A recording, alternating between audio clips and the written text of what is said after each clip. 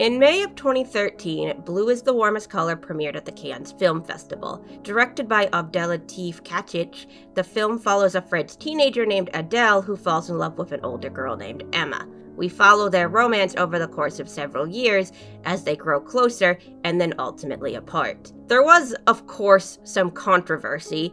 This was 2013. Attitudes about sexuality were much different than they are now, but some of the controversy wasn't so much about the subject matter of the film, but of the directing. Blue is the Warmest Color is not an original story, but an adaptation of a graphic novel, and much discussion has been brought up on how the straight male director completely co-opted a story written by a lesbian about dealing with homophobia and scrubbing almost all the homophobia out of it, instead turning it into a character piece that sexualized and even somewhat dehumanized its leads.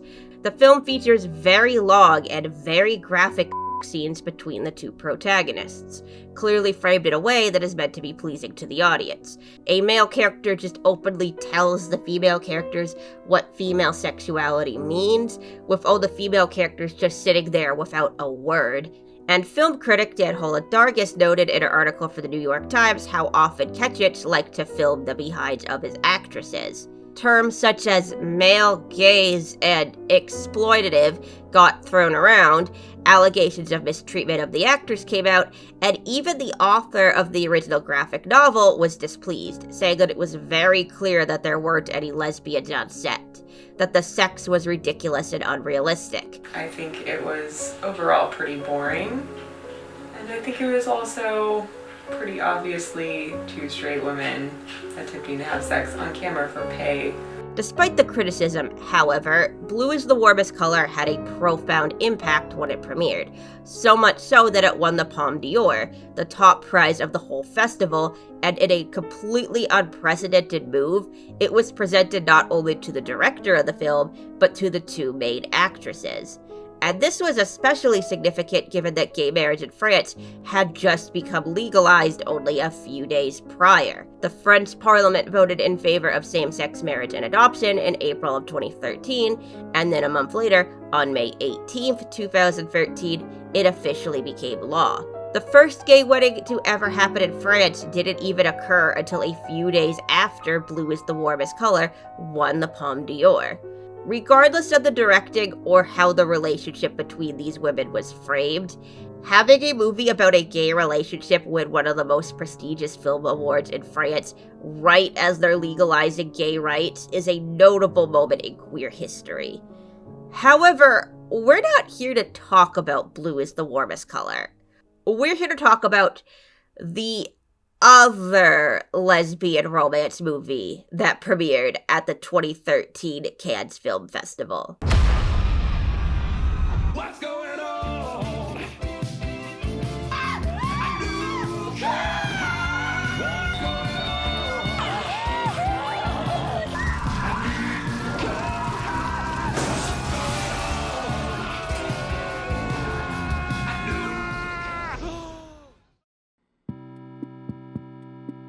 So I've been doing a lot of research for a video that's supposed to come out around Halloween about a certain horror franchise that I've grown really attached to, and I was spending a lot of time watching interviews with the cast, and one of the actresses, named Catherine Corcoran, talked a lot about these movies that she had worked on previously, called Return to Nuke High. And eventually I was like, this comes up a lot, maybe I should check these films out.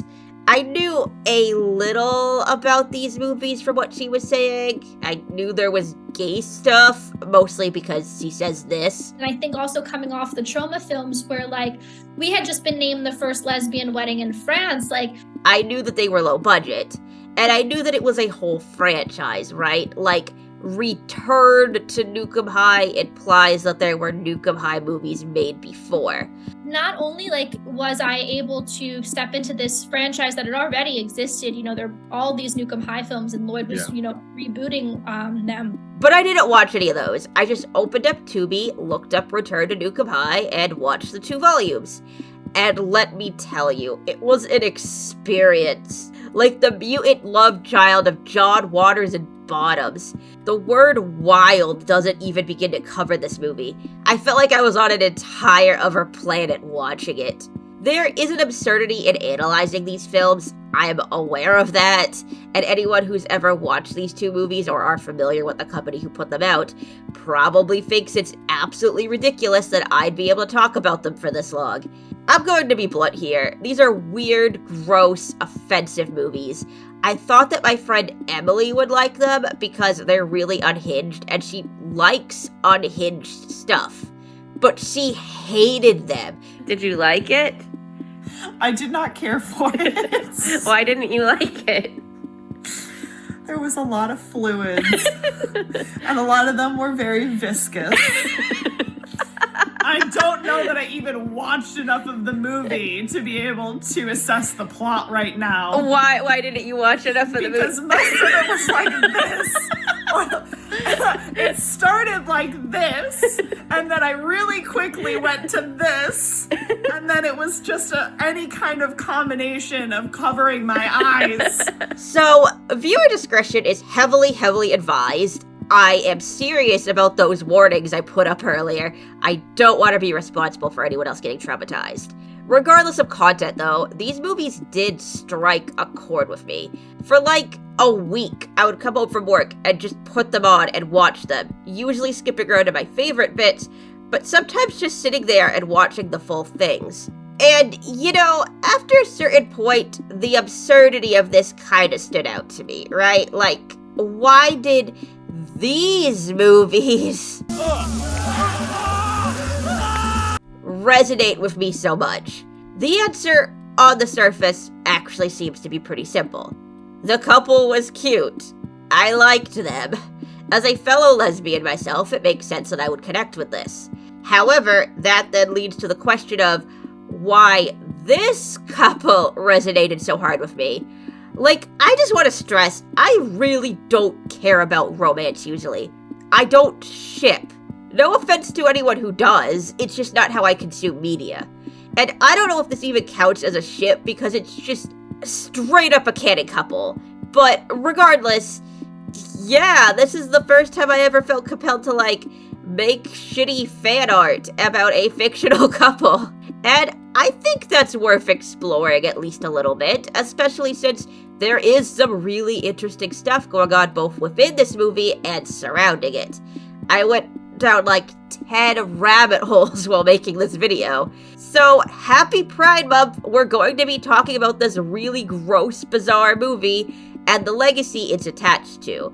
Because yes, if we're going to be talking about Return to Nuke High, we can't just start at Return to Nuke High. We can't even just start at the original Nuke High.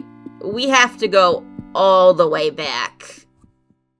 Stanley Lloyd Kaufman Jr., known to most people as Lloyd, had originally no interest in filmmaking until he attended Yale in the 1960s and roomed with a film major, at which point he came to appreciate the art. He took a trip to Chad in 1966 and filmed a lot of stuff that was considered somewhat taboo in the United States, such as nudity and animals being slaughtered at the market. Upon returning, Kaufman made an experimental film called The Girl Who Returned, and then several independent films, including The Battle of Love's Return from 1971 and Sugar Cookies from 1973, in which he worked at Canon Films and worked closely with John G. Avildsen, who later went on to make The Karate Kid and Rocky. Kaufman actually worked on Rocky and is in fact in it. He was the drunk guy that Rocky carried into the bar. In Philadelphia, I had men giving me their energy: Lloyd Kaufman, Ralph Boda, Mike Scott. In 1974, Kaufman founded Troma Entertainment with his buddy Michael Hers. Hers was a friend of Kaufman's younger brother and used to hang out and watch TV in Kaufman's room. Lloyd was a senior. He's much older than I am. And he had a television set in his room. So naturally, all the young boys would gather in his room to watch television. I certainly was no exception. So I actually saw Lloyd in a movie called Cry Uncle, where he had a very, very important part. And then I found out he was actually one of the producers of the show. And I called him up. I figured I could make a quick buck. And met up with Lloyd, and he induced me to invest in a horrible movie where I lost everything. And then I felt obligated to stick with it until I could recoup my $9,000, which I have not to this day, by the way. He isn't going to be popping up in this video a lot. Kaufman is more the face of the company. He has a more hands-on directional style and works closely with the cast and crew, and has even appeared in a lot of Troma films himself. whereas hers was apparently a very hands-off director. Well, on the films that we sort of co-directed, Lloyd was the creative genius. He's the one who would talk to the actors. I was more of a technical man. Occasionally I would direct, yes, but very soon I realized I had no gift for creating relationships with the actors. Yeah, I remember Michael as being much more concerned about technical details, like how the lights are and things like that. He didn't really deal a lot with the acting. He'd write out the checks, too. Yeah. The last time hers actually directed a film was Sergeant Kabuki Man NYPD in 1990. But he's still around, he's still producing, and his name is on, I think, every single Troma movie. At least all the ones I've seen. There's over 1,000 of these things. Kaufman also worked closely with his family. His dad appeared in a lot of his early films. His sister Susan has worked as a production designer and got her start on the Troma films I Was a Teenage TV Terrorist and Squeeze Play. His younger brother, Charles Kaufman, not to be mistaken with Charlie Kaufman. I almost had a heart attack. I thought it was the Charlie Kaufman, but no, different guy. Sterling here from the Oceanside Film Festival. I'm here with Charles Kaufman, the brother of Lloyd Kaufman, but most importantly, a Troma legend in his own right. But yeah, he wrote, directed, and consulted on a bunch of Troma movies, including The Toxic Avenger, Class of Nuke 'Em High, Squeeze Play, Ferocious Female Freedom Fighters, When Nature Calls. He's probably best known for directing Mother's Day in 1980, which you might know as one of the films that made Siskel and Ebert go off on that anti-horror movie rant. We also have He Knows You Are Alone, Motel Hell, Phobia, Mother's Day, Schizoid. Charles Kaufman actually retired from filmmaking a while ago. He owns a bakery now. I've made horror films, I've made action films, but I'm currently baking bread. Which is really nice. Good for him. I really wish I would have done more to try to get my brother and me working together, but he can't live off Troma movies, and he wanted to, he wanted to, do better. Lloyd Kaufman has also been working with his wife, Pat Swinney Kaufman, for decades. She's a producer on a lot of his films, and Lloyd has often used her, along with their 3 daughters, Charlotte, Lily Hayes, and Lisbeth, as actors in his films. My wife and daughter are in this scene. We needed somebody to stand in front of the motorcycle when it went through when it crashes into this lovely cake sale. And I didn't want to risk any of the actors because we needed them for other scenes. And all 4 of them actually appear in Return to Nuke 'Em High. 2 of them are in the background during the detention scene. My favorite part of this scene is Charlotte and Lisbeth directly behind you guys. Lily Hayes and Lisbeth are these 2 girls taking shots at the party. Charlotte actually has a pretty big role. Aside from being the director of photography on Return to Nuke 'Em High, she also plays the talk show host Charla Day in Volume 2. Dr. Swinney, can we survive this scourge? Can Tromaville possibly defeat this disgusting, despicable, dastardly duck? And Pat appears as herself in an extended cameo. It's got my name on it. I am one of the producers. I don't want this in my movie. Pat Swinney Kaufman is also a professional in the film industry herself, although in a much different way than her husband. She's been working with the New York government for decades to encourage filmmakers to make their movies in New York, including helping to create a tax credit to incentivize filmmakers to choose to film in New York. This movie would not have been made possible were it not for the New York State Film Commissioner, we've made a $50 million movie for about 10 cents, and thanks to the New York Film Commissioner, we were able to film in Niagara Falls, New York. And I don't know who she is, but she was, I think her name is Pat Swinney Kaufman. Lloyd Kaufman, as we'll see later, is really anti-corporation and hates big studio filmmakers, so it's funny that his wife's job is trying to get more studio films to come to New York.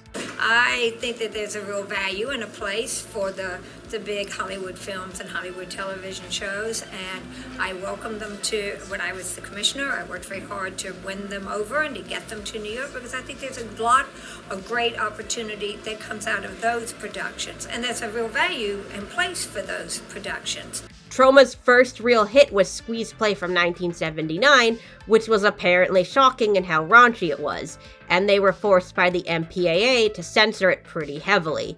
Kaufman actually edited out the parts that the MPAA had issues with in order to get the R rating, and then he just put them back, and nobody noticed. He did get caught when he tried to do the same thing with Blood-Sucking Freaks, though, and got fined pretty heavily for it. All I can tell you is we did not show the R-rated Blood-Sucking Freaks in very many theaters.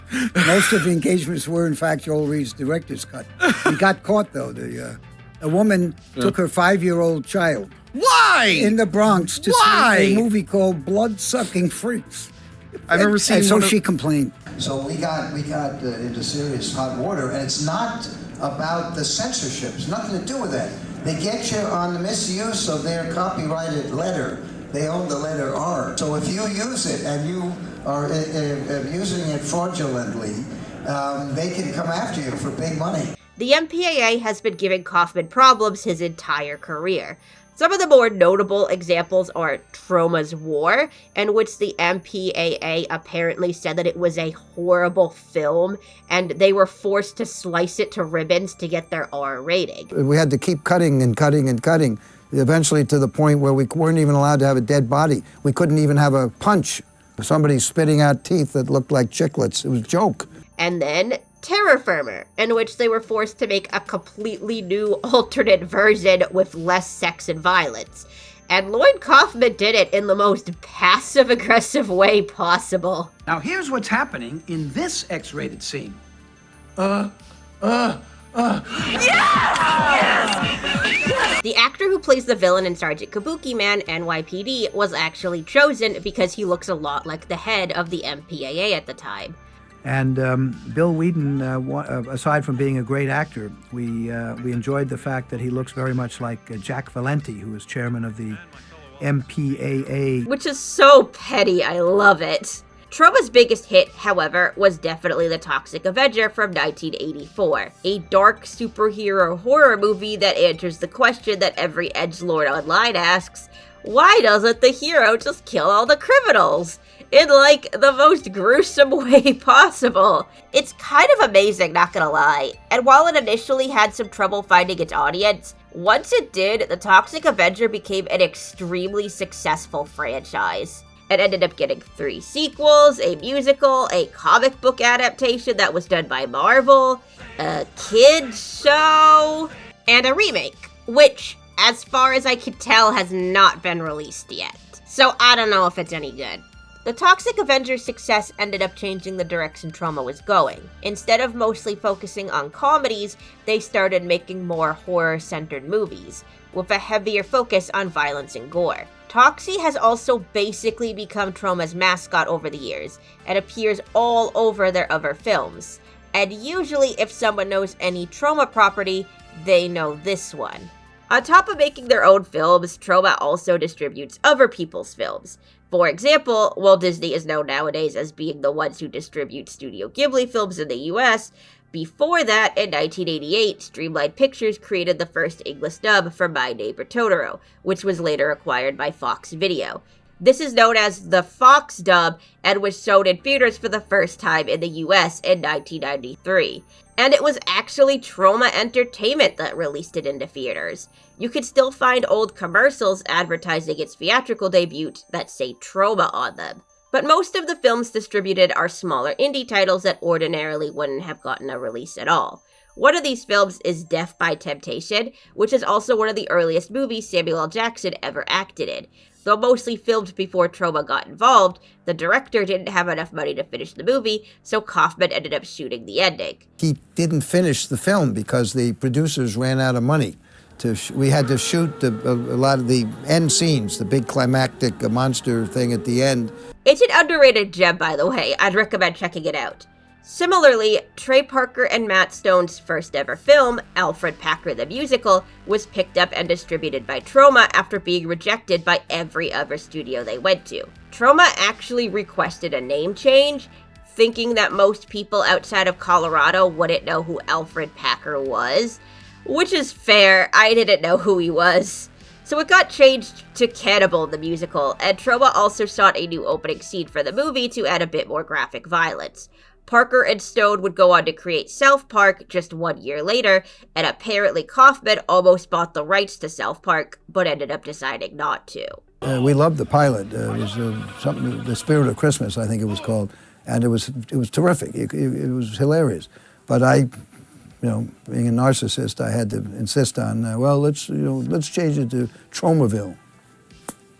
Big mistake. And Parker and Stone have actually shown up in a few Troma movies afterwards, which is pretty cool. Troma has had working relationships with some pretty big names over the years, such as Stan Lee and Lemmy from Motorhead, who have both appeared in multiple Troma films.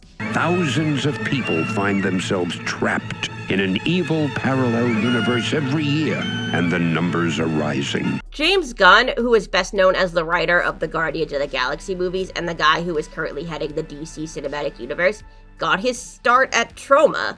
The first film he ever wrote was Romeo and Juliet in 1996, which is typically considered to be one of the best Troma films. Something I do have to agree with, there is some very tight writing in this thing. The repeated use of cow imagery, the fact that the end is just straight up said in the beginning in what seems like a throwaway joke. If we just throw a little incest into the mix, pretty soon the world will be like one great big house. Yeah, I'm sure, Sam. We need you and our mutant inbred children. James Gunn himself makes a really funny cameo in the movie. And his brother Sean Gunn appears as Sammy and gets an absolutely crazy death scene. James Gunn also went on to help Lloyd Kaufman write his book, All I Need to Know About Filmmaking I Learned from the Toxic Avenger, which was later turned into the Troma film Terra Firma, and Lloyd Kaufman even made cameos in Guardians of the Galaxy and the Suicide Squad. However, it is worth noting that while these success stories come up constantly when Troma is discussed, it tends to be one of the first things people tell you when introducing the company. Films from the Troma library have also helped launch the careers of superstars like Vincent D'Onofrio, Marissa Tomei, Kevin Costner, Samuel L. Jackson, Carmen Electra, Trey Parker, and Jenna Fisher. James Gunn got his start there, as did plenty of other filmmakers and actors. And since then, it's launched the careers of Trey Parker, Matt Stone, Samuel L. Jackson, and James Gunn. Kevin Costner, Robert De Niro, Marissa Tomei, and Dustin Hoffman. Didn't you say some actors got started in some of Benjamin's older flicks, like Kevin Costner or some shit? Yeah, Robert De Niro and Samuel Jackson. So fucking what? Sometimes, unfortunately, it doesn't work out so well.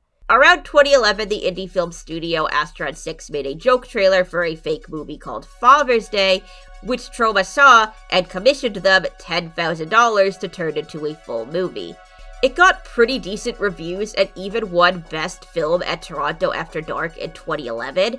Actually, and what a bunch of awards. And Father's Day is now held up as an essential Troma film and seen as one of their best. Astron 6 then went on to work on more projects. I personally know them from the Veggie Masher commercial in VHS 94. The Veggie Masher turns your ordinary drab vegetables into a tasty, mouth-watering paste in mere seconds. And W is for Wish from the ABCs of Death 2, which is honestly the best segment in that movie. We're dead. We're all fucking dead.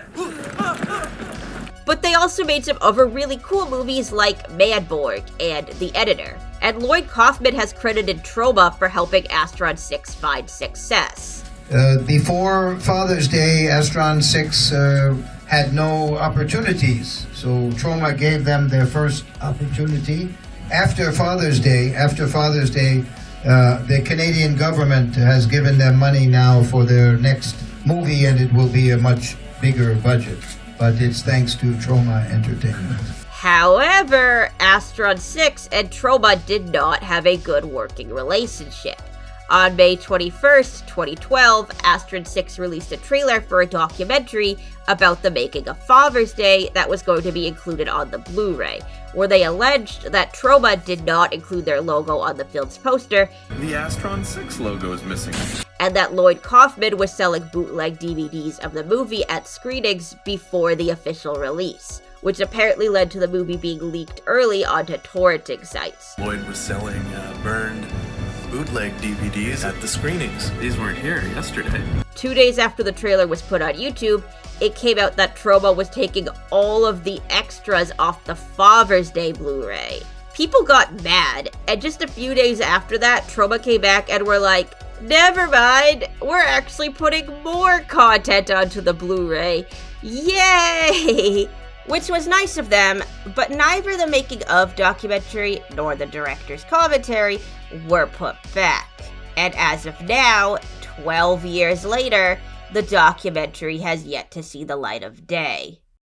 At a Reddit AMA, one of the stars and directors, Adam Brooks, stated that working with Troma was a negative experience he wouldn't wish on anyone, and as recently as 2022, Troma distributed Astron 6 productions without permission and were called out on Twitter for it. And this kind of stands out to me because Troma usually doesn't hide a lot of the stuff that they do. I mean, they make fun of themselves a lot. The entire movie Terror Firmer is meant to be a parody of how Troma movies are made. My contract says 15 hours and I've been here 22 hours now. I want to go home. There are continuity errors. None of these shots will match. I don't think anyone's gonna notice.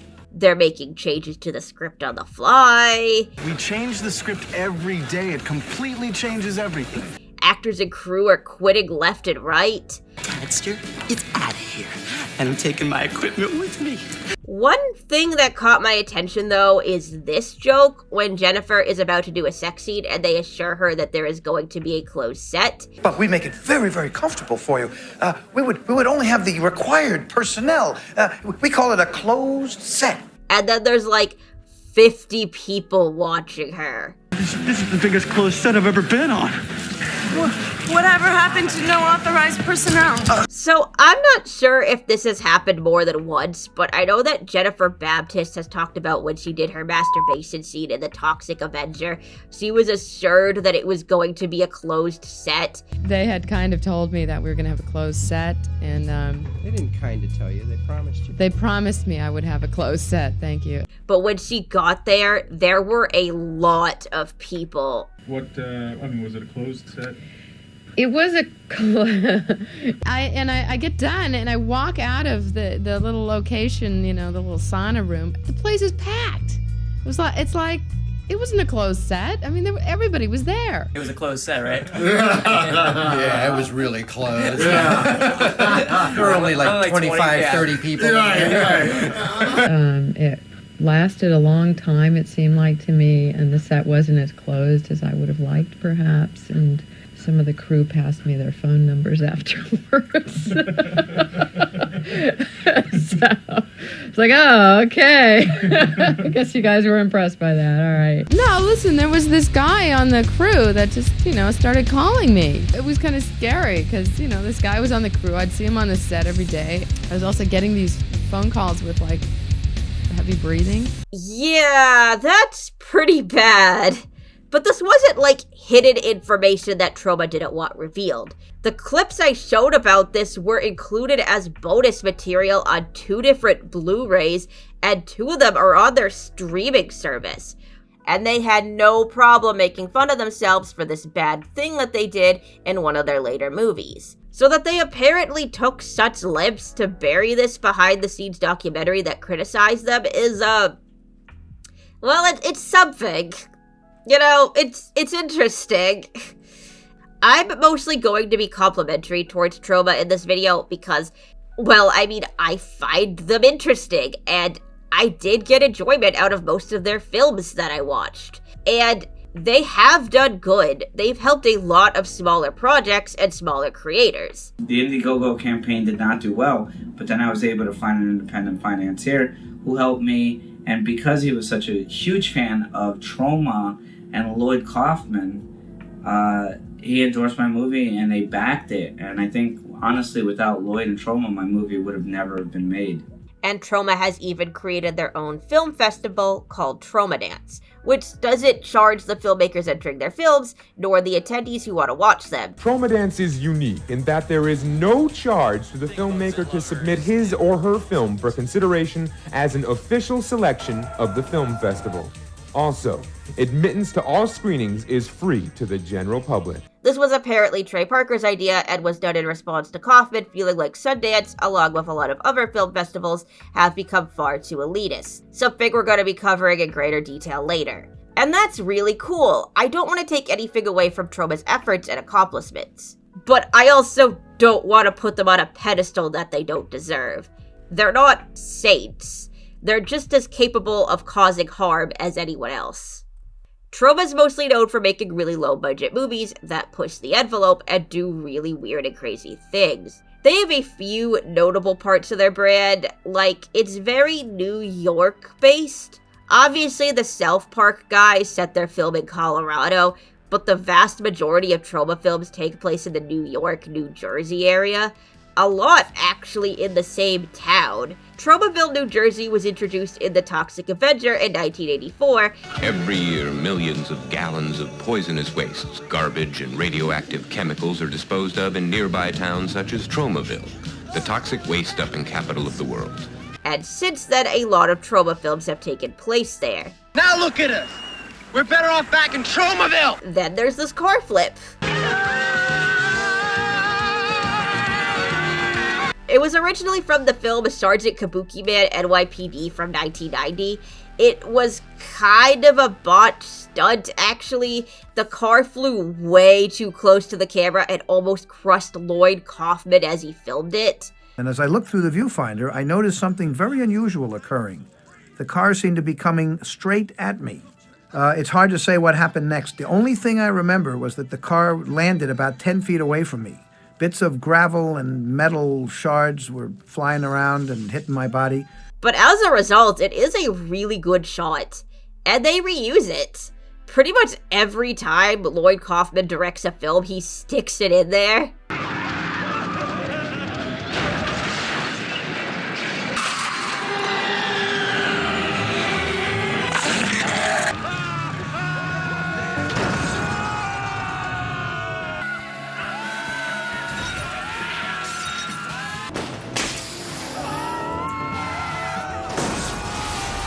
Nothing is going to stop us from seeing that laser light show. Oh, it's right up ahead. Okay, here we go. Ah, the irony! When I started binge watching Troma films, I thought I was having a stroke. I was just sitting there like, this is the 4th time I've seen this car crash. Like, what is going on? It's kind of hilarious, though. Like, I love the commitment to the bit. And the good news is that the leftover insurance money flipped the bill for this brand new 1977 Thunderbird, identical to the last one that flipped over in the other movie. And how they're able to somehow make it funny and unique every time it appears. This is an American-made car. Every time they flip 25 feet in the air and crash down, they blow up. Let's get out of here.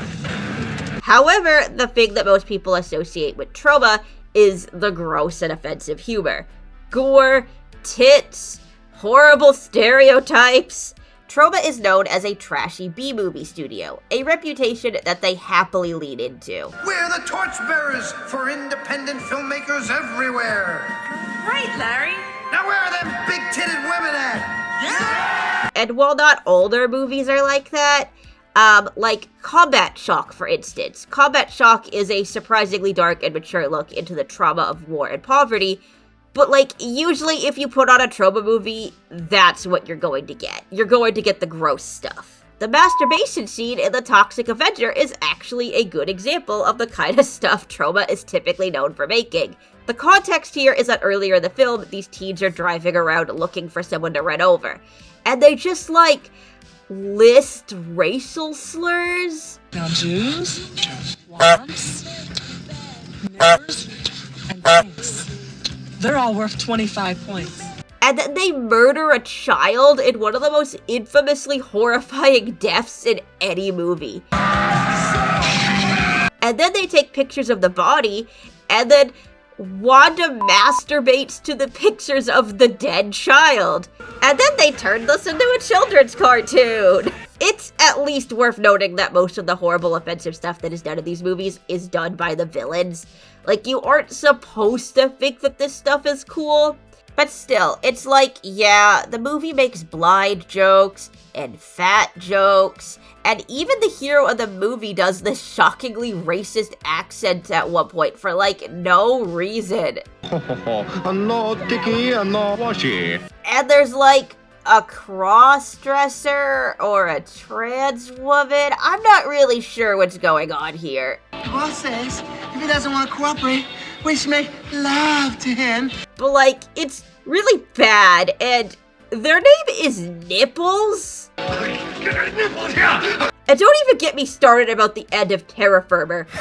Move and die. I do not have time to unpack the end of Terra Firma.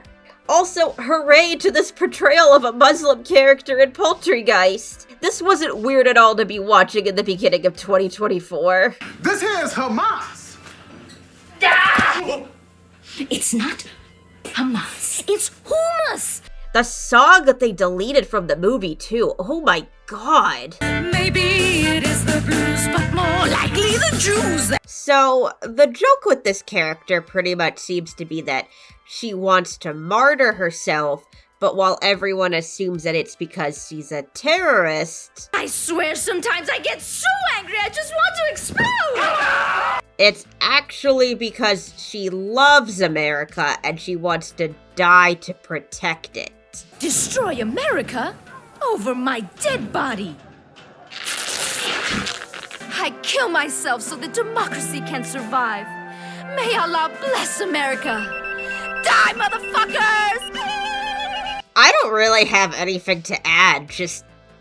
yeah, this is a thing that happened. Hummus did it! She martyred herself to eradicate the chicken/Native American menace! Oh, Hummus, I hope you get those 72 Virginians. Sometimes, though, the offensive humor has a point. So, Poultrygeist, for example, is a very clear satire on the fast food industry and is very anti-eating meat. We produce only high-quality, chicken-flavored foodstuffs. Think twice about eating meat. Don't kill little baby chickens. It's very PETA-esque in its approach. Actually, Lloyd Kaufman is a fan of PETA, and Troma even made a short film for PETA in 2012 called Sunny Acre Farms. We make sure our animals are allotted the full amount of space required by state law, 3 feet by 2.5 feet. Poultrygeist does the whole comparing eating meat to genocide thing, which is not an over-analysis at all. Like, the entire plot of the movie is that a chicken restaurant is opened up on an ancient Indian burial ground, and since Native Americans and chickens were both killed in huge numbers, they team up to turn all the patrons into chicken Native American zombies. The white man has destroyed our race. Spit in Mother Nature's face. Flightless bird you love to eat. Consume you now. The new white meat. It's not exactly subtle, and Kaufman in a Crave Online interview openly talks about how he made the movie specifically to make a point. Fast Food Nation. That's a very important movie, but nobody went to see it because it was aimed at people who already agree and already read the book. Young people don't read books necessarily, and if they do, it ain't Fast Food Nation. So we made Poultrygeist, Night of the Chicken Dead. I think it's made a big impact. You have to present these issues in an entertaining way that will influence people who are going to make a difference. 30 to 50-year-old yuppies are not going to make any difference. And this actually isn't the first time Kaufman has gone against the food industry. Romeo and Juliet from 1996 is very clearly anti-meat. How many times have I told you that cows scream on their way to the slaughterhouse? Citizen Toxie dips into anti-meat sentiment during the hot dog factory scene. Help me! Help me! That's how they make hot dogs? Gross. I'm never eating hot dogs again. And even the first Toxic Avenger was inspired by Lloyd Kaufman's distaste for fast food. At the same time, of course, my wife and I would travel across the country and see these McDonald's and fast food containers strewn across the countryside and in the lakes and streams. And in those days, they weren't. I don't think they were biodegradable, so that you knew they were going to be with us for years and years. And in terms of pushing the envelope, Troma is not afraid to tackle extreme or even taboo subject matter. Troma's War from 1988 is one of the earliest portrayals of the AIDS crisis ever in a feature film. Which is cool, but okay, prepare yourself. So, there are these terrorists, right, on an island, and they were hired by the US American government to spread AIDS in America, and there's a pretty horrific assault scene where they choose a girl to give AIDS to. Yeah, so, this was controversial. And to be fair, Troma acknowledges this. There's a brief discussion about it in Terra Firma. Benjamin was the first director to deal honestly with AIDS way back in '85. Right. You call having a mindless ninfet getting by an evil general with AIDS dealing honestly with the subject? But, like, the character calling it out is the villain, and he hates Troma movies. Well, if you don't have the money, then gee whiz, don't make the movie. I mean, I like big name, big budget movies. I mean, that's what we always thought movies were about, you know? I mean, it's what we like, right?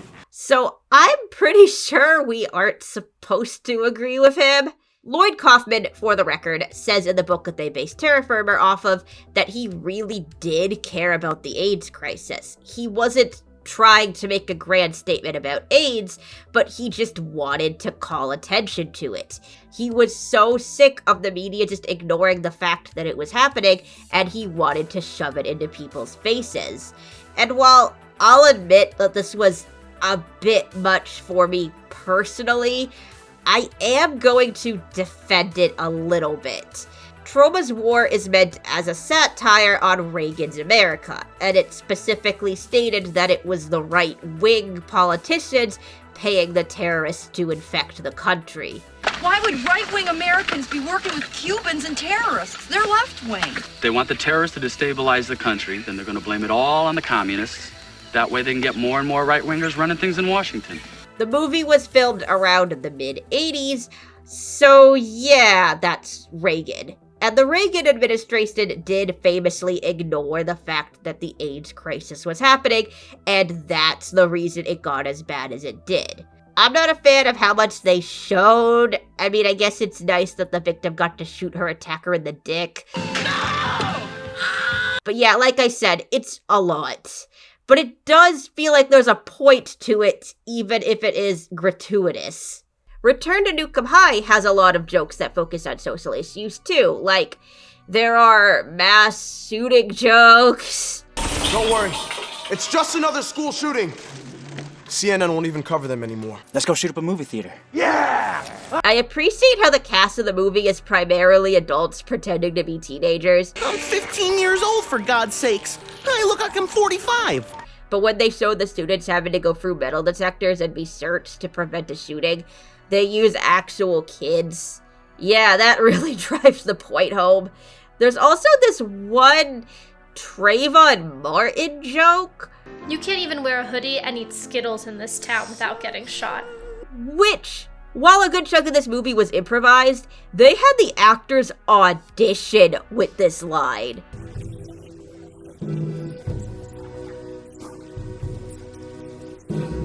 However, the punchline isn't, oh, this kid was murdered, but more that Lloyd is doing something offensive by comparing black people being killed to being bullied for being gay. Hoodie, are you saying being gay is worse than being black? No.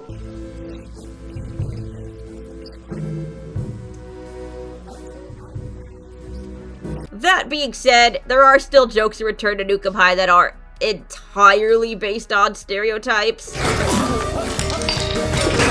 Lloyd Kaufman is Jewish.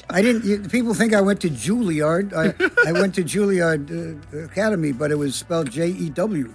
Whenever anyone tells a Jew joke, I got to make sure I know the audience knows they're Jewish. I got to say the last thing. We own that word. Yeah. Yes. It's okay for him to tell that joke. It's okay for me.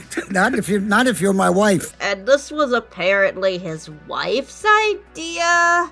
The person, by the way, who thought that Jim, the bearded cretin, could be a Hasidic gentleman was the lovely Pat Kaufman, who was looking at his beard, and she came up with that brilliant idea, which I loved because we had already had this multicultural thing to the cretins, and I feel like adding Jim as the Jewish cretin really made them like a Burger King Kids Club sort of. Oh, definitely. I don't know.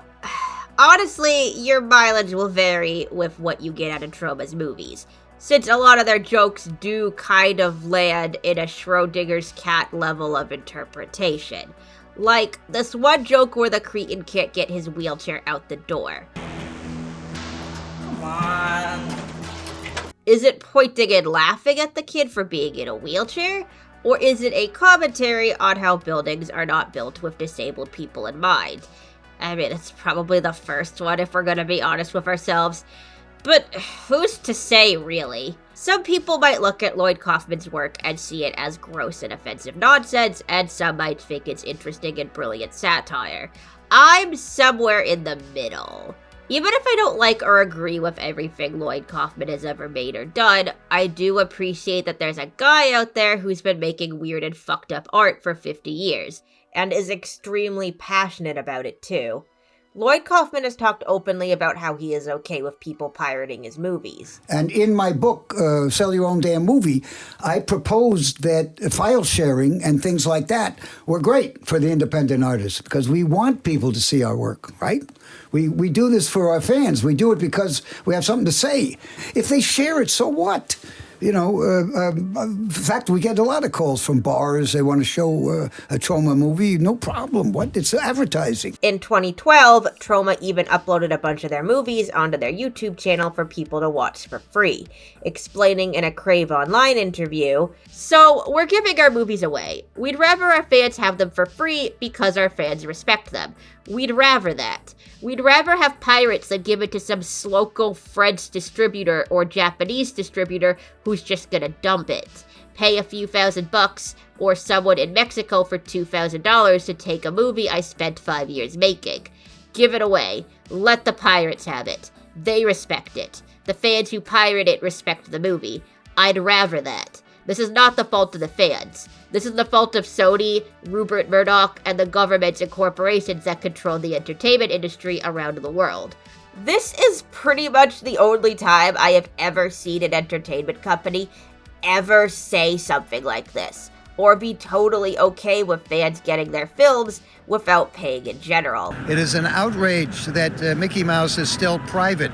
The public should own Mickey Mouse. If Shakespeare were making Romeo and Juliet today, he would be sued because the copyright laws have been expanded to almost perpetual ownership of intellectual properties. It's a disgrace. Unfortunately, you can't watch Troma movies on YouTube anymore because the channel was terminated for violating community guidelines. Actually, it looks like the channel itself has been restored, but they just aren't allowed to upload their own movies, which is kind of nuts if you think about it. But yeah, needless to say, I'm going to have to do a lot of censoring in this video.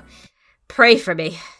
Fortunately, we now live in the age of streaming services, which, don't get me wrong, definitely has a lot of downsides, but now means that a lot of Troma films are easily available on Tubi, which is where I found them initially. Troma also has their own streaming service, which was super invaluable in the making of this video. They put up the R-rated version of Terra Firma, and a bunch of directors' commentaries and interviews. It's cool seeing that stuff on a streaming service, you usually don't. Lloyd Kaufman's most recent film is an adaptation of Shakespeare's The Tempest called #Shakespeare Shitstorm, which I have unfortunately been unable to watch. It actually appears to be Lloyd's last film, which, I mean, who knows? Maybe he'll pull a Hayao Miyazaki and keep coming out of retirement to make movies. You're saying that this is your final film, is that certain? I think I would bet on it. Yeah, unless something comes across, I mean, I'm working on stuff. But he's also been in the business for a long time. I don't blame him for wanting to stop. For better or for worse, Lloyd Kaufman and his company are responsible for a lot of movies being in the world. And as someone who loves movies, I will always see that as a net positive. And there's one movie in particular that we have not talked about yet. One that is arguably one of the most beloved Troma movies ever made, and has spawned more sequels than even The Toxic Avenger.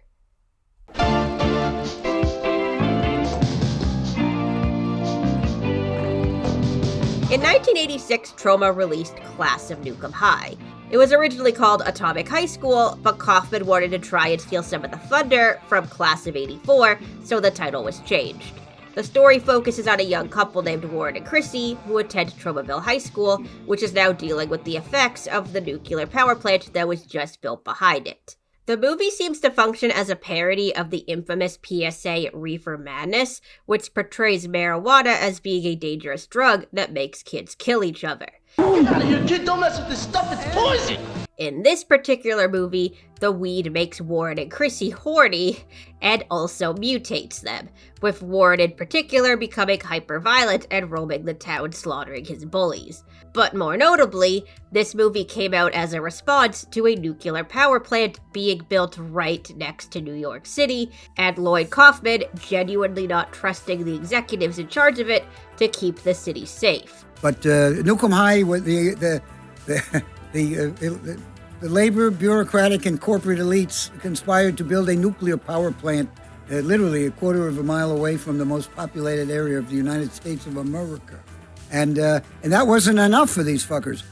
They used shit cement. They had the unions were they had drinking at 8 a.m. You know, that was terrible. Nuclear power plant. Notably, too, this movie happened to come out the same year that the Chernobyl disaster happened, which is just impeccable timing. The sequel even brings this up. Whilst the carcinogenous clouds of Chernobyl wreaked havoc over Eastern Europe, something even more funky was festering. There were actually 2 sequels, but we're not really going to be going into them very much, mostly because Return to Nuke High goes out of its way to say that they're not relevant. Oh, and some other stuff also happened. This actually isn't the first time that this has happened. Then 2 rotten sequels were made. Sorry about that.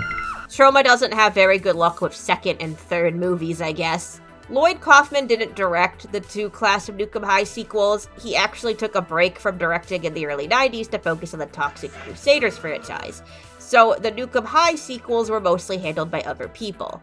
And I can see why people didn't really like them that much. They're fun, don't get me wrong, but they're barely related at all to the first movie. Like, the first one was some kids at a high school mutating and doing violence and riding motorcycles. In the second one, there's evil scientists and a Godzilla-sized squirrel and a dungeon full of claymation monsters.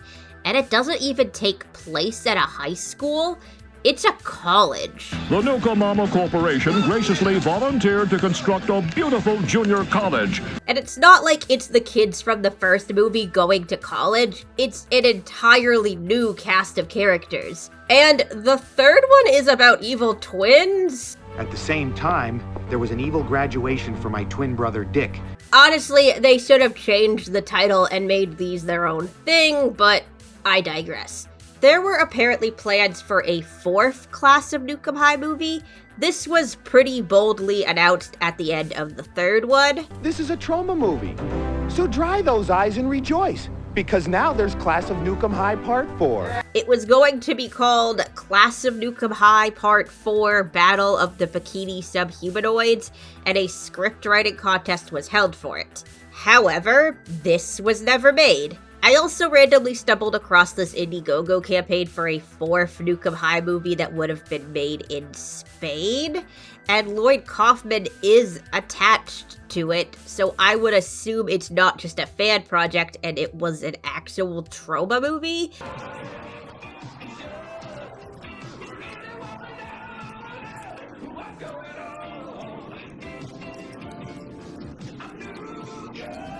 Only raised $40 though, so obviously that didn't go anywhere. The original Class of Nuke High is a Troma classic and one of their most beloved movies. It was even their highest grossing movie for a while, until The Toxic Avenger eventually surpassed it. And even as the series fizzled out, people still continued to remember it. In the 2010s, Stars Media requested that Troma make a new Class of Nuke High.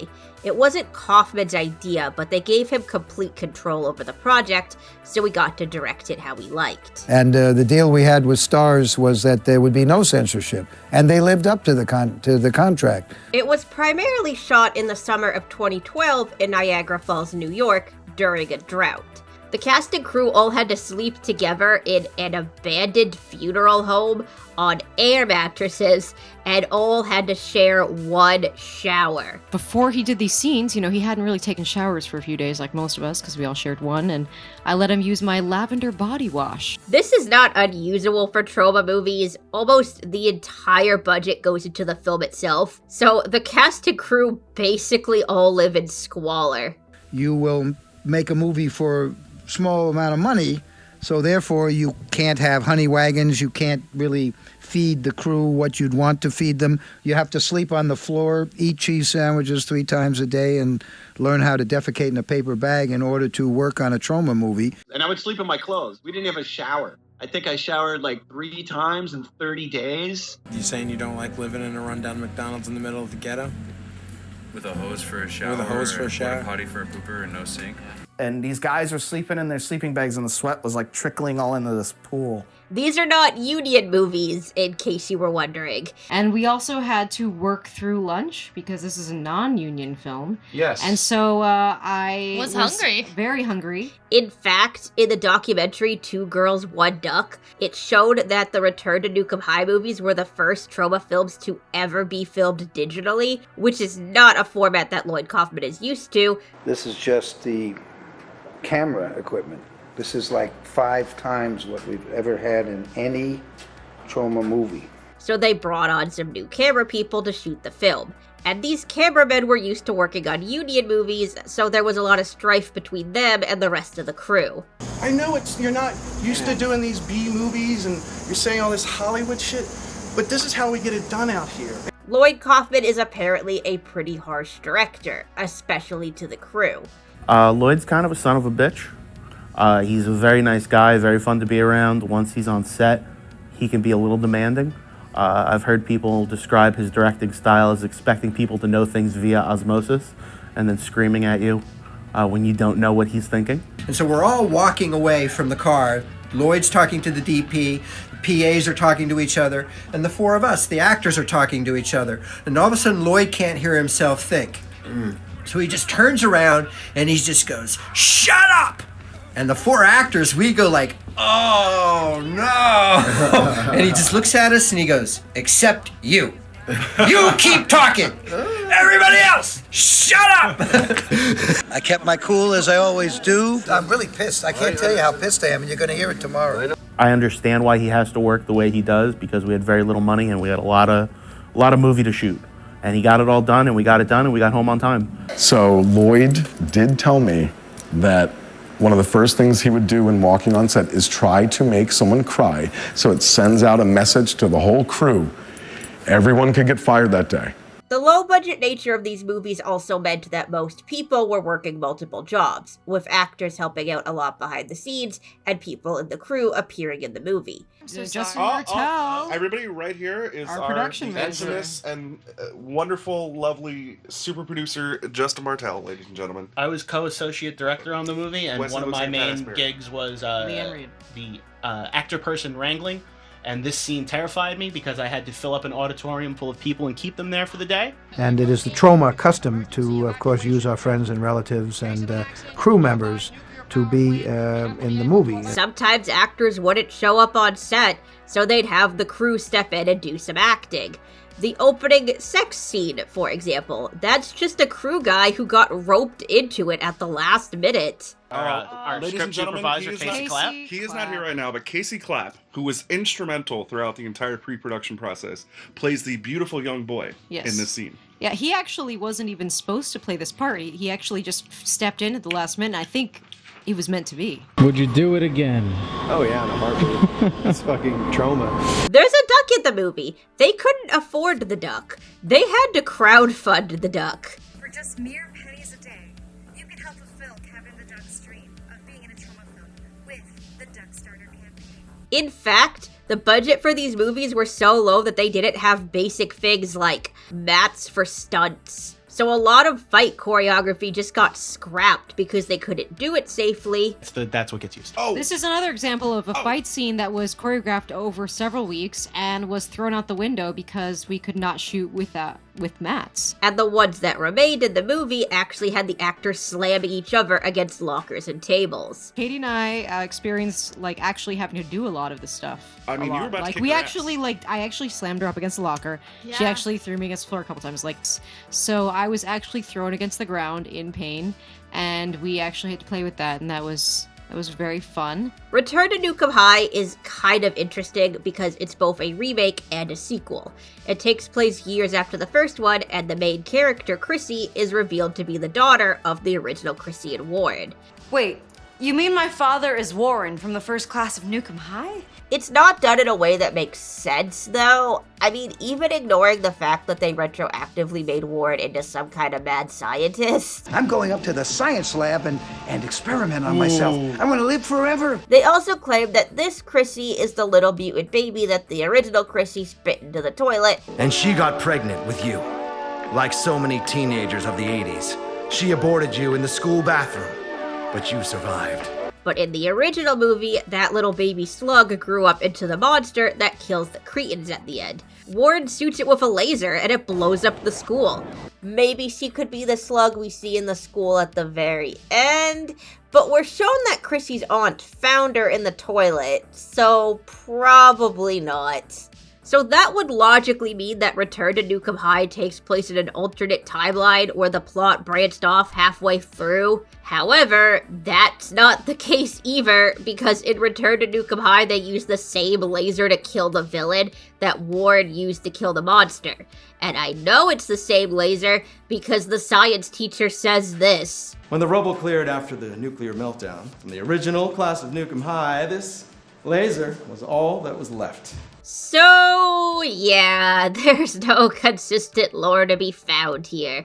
And I can only assume that's purposeful. They literally wrote jokes into the script about how none of this makes sense. You grew from a nasty-ass slug into a beautiful, blossoming lesbian who apparently took 25 years to get through high school. Troma movies aren't really known for having super in-depth plots where all the lore adds up neatly.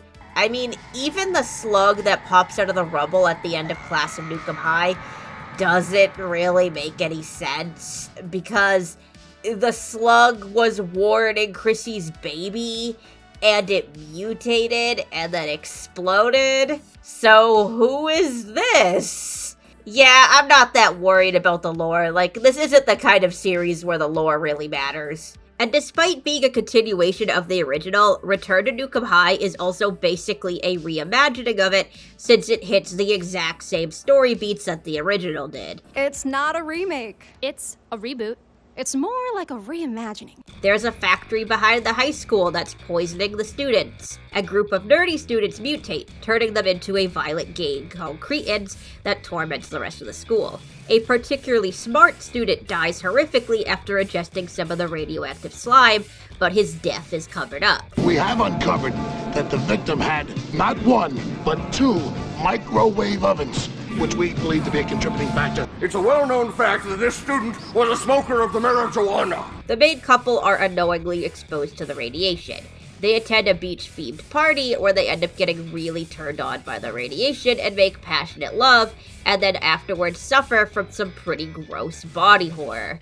The mutation process causes extreme aggression, and the characters get violent revenge on the Cretans. One of the characters spontaneously gives birth to a mutant baby in the school bathroom. A creature is dunked in a barrel of radioactive slime and mutates into a monster. The Cretans want to get revenge on the couple for attacking them, so they abduct one of them, shoot up the school, and hold them hostage there. The other runs in to save them. The Cretans are about to commit a horrific act of violence, but are interrupted by a monster, which then goes on a killing spree. The couple uses a laser on the monster, which explodes and not only destroys the school, but the dude who created the power plant, and also the power plant itself. The students celebrate the school being destroyed, and the couple get a happy ending. Now, obviously, there are some differences between the plots of the two movies. One pretty obvious one is the role that the nuclear power plant has in relation to the school. So, in Class of Nuke 'Em High, the whole conspiracy was that the nuclear waste was leaking into the school, and instead of cleaning it up, the guy in charge was just like, I'm sure it's fine. It's gonna cause too much hassle if we clean it up. Just pretend like there's no problem. But sir, if we could just shut down for 48 hours. Shut down?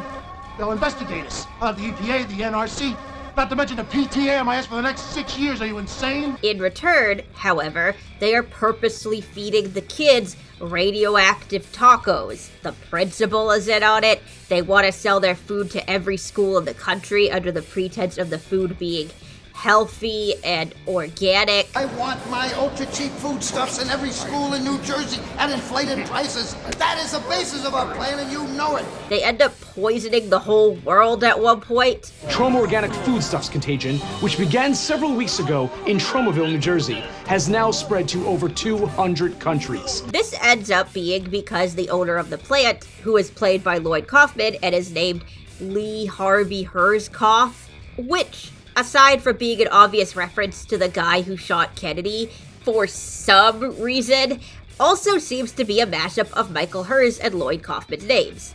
That's cute. Anyways, he's feeding the kids tacos so that he can kidnap them and huff their farts to stay young.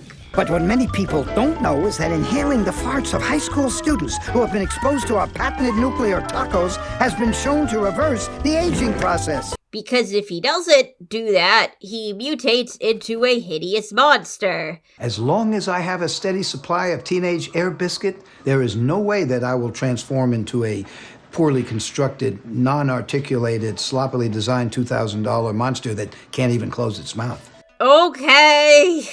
So, if the original Nuke 'Em High was created as a response to the concern of a power plant being erected in a highly populated area by people who don't care about human life, Return to Nuke 'Em High is most likely about the concerns about food. Particularly food being served to school children being cheap and disgusting and unhealthy. I was in the American school system in the 2010s. I remember what it's like.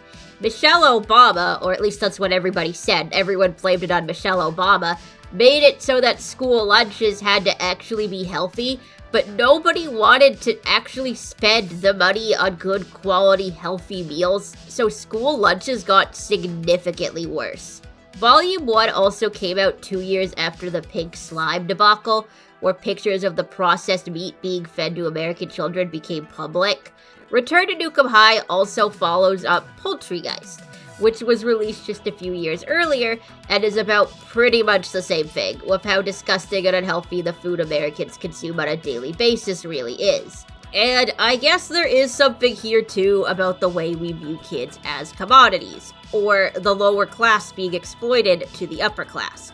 Like, Tromaville High School is basically just being used as a farm to mutate the kids and then use their bodies to keep the upper elite alive. You're not just gonna be rich, you're gonna be young, that's right. It's gross and weird, but that is what's happening. You wouldn't know it to look at me, but I'm over 60 years old. Now, Troma movies are pretty goofy and exaggerated, and Class of Nuke 'Em High is no exception, but somehow all of its sequels completely surpass it in this regard.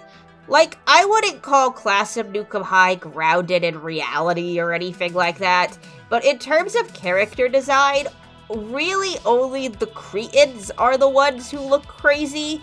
There's a girl with a Hitler mustache. This one person who I assume is a guy who grew breasts. It's kind of a look, not gonna lie. And, this. I'm gonna be honest, I hate this character. I was wicked uncomfortable whenever he was on screen, like, oh my god.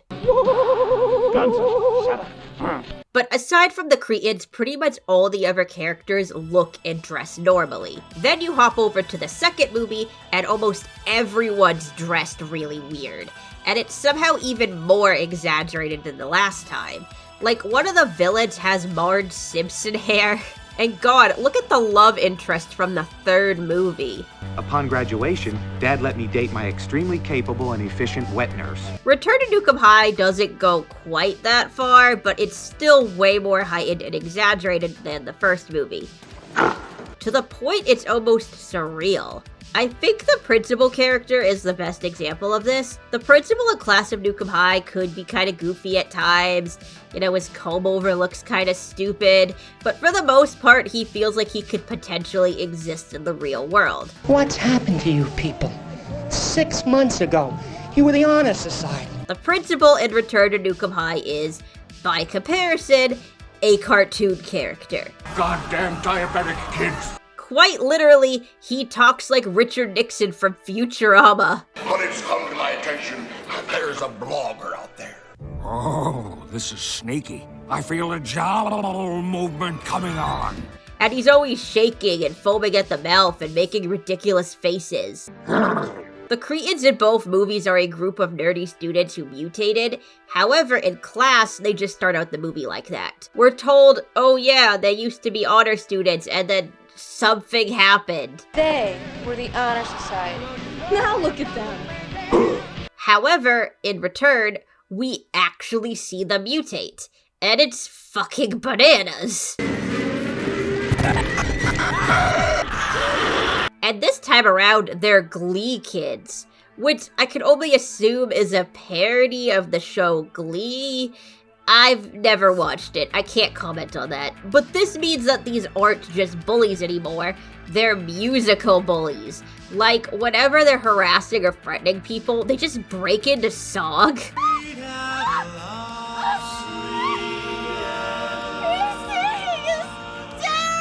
I think the thing that really set the tone for this movie was this gag with the milk. Oh, the president's on the line! Give me that just... Oh! Not even just the gag, but just that they do it twice. Got him back! This movie has absolutely ruined my sense of humor.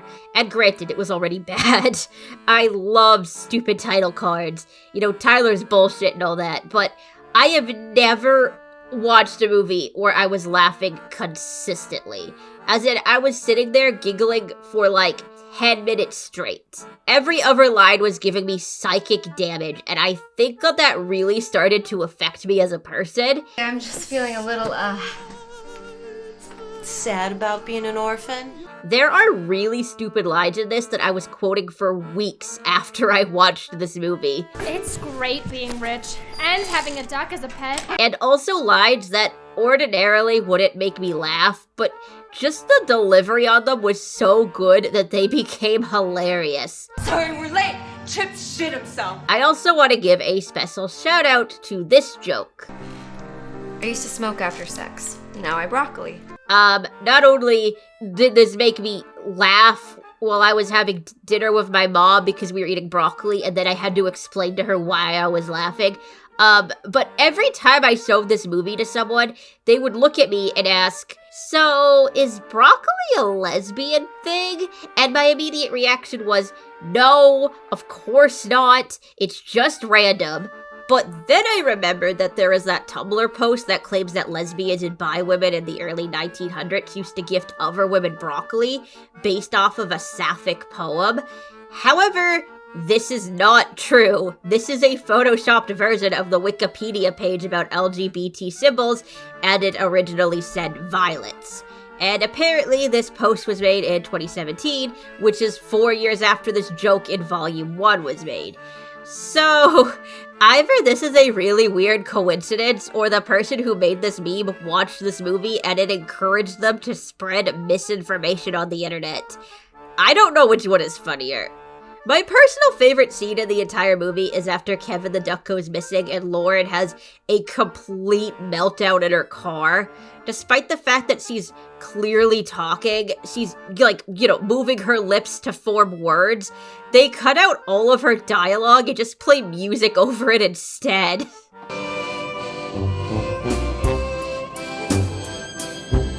Oh my god, how did they get this footage of me driving to work in the morning? That's kinda weird. The movie also does that whole, sequel reboot thing where they do the same thing as the original, but more extreme. Like, this time there are two monsters running around, and they fight each other, and this one is America, and this one is a Nazi. I mean, okay. Instead of the monster just killing a handful of the Cretans, it slaughters, half the school. I knew that guy. He was on my science class. Both the original Chrissy and Lloyd give birth in the bathroom, but whereas Chrissy, after going through some body horror, just kind of spits the baby out into the toilet and faints, Lloyd does a parody of Carrie, except her blood is green, and then her explodes, knocking the limbs off the girls, making fun of her, and then her baby hatches out of her stomach like it's an egg. So, yeah, there's obviously been a lot added, but even with all this extra content, I kind of feel like the movie did not have to be split into two. This was apparently a marketing move to make the movie stand out more, and was inspired by the Kill Bill movies. What can we do to create an event? And Tarantino's right in front of us. There is his example. Kill Bill, Volume 1, Volume 2, and I think from what he says, he did it for the same reason. The movies even make fun of themselves for doing this. Did it make sense to split this movie into 2 volumes? I don't know. If you paid for both parts, hey, it sounds like a good idea. Thanks. The first volume, called Return to Nuke High Volume 1, premiered at Cannes in 2013, and the second one, called Return to Nuke High aka Volume 2, premiered in 2017. I'm just gonna call it Volume 2. I have enough problems trying not to stutter while recording.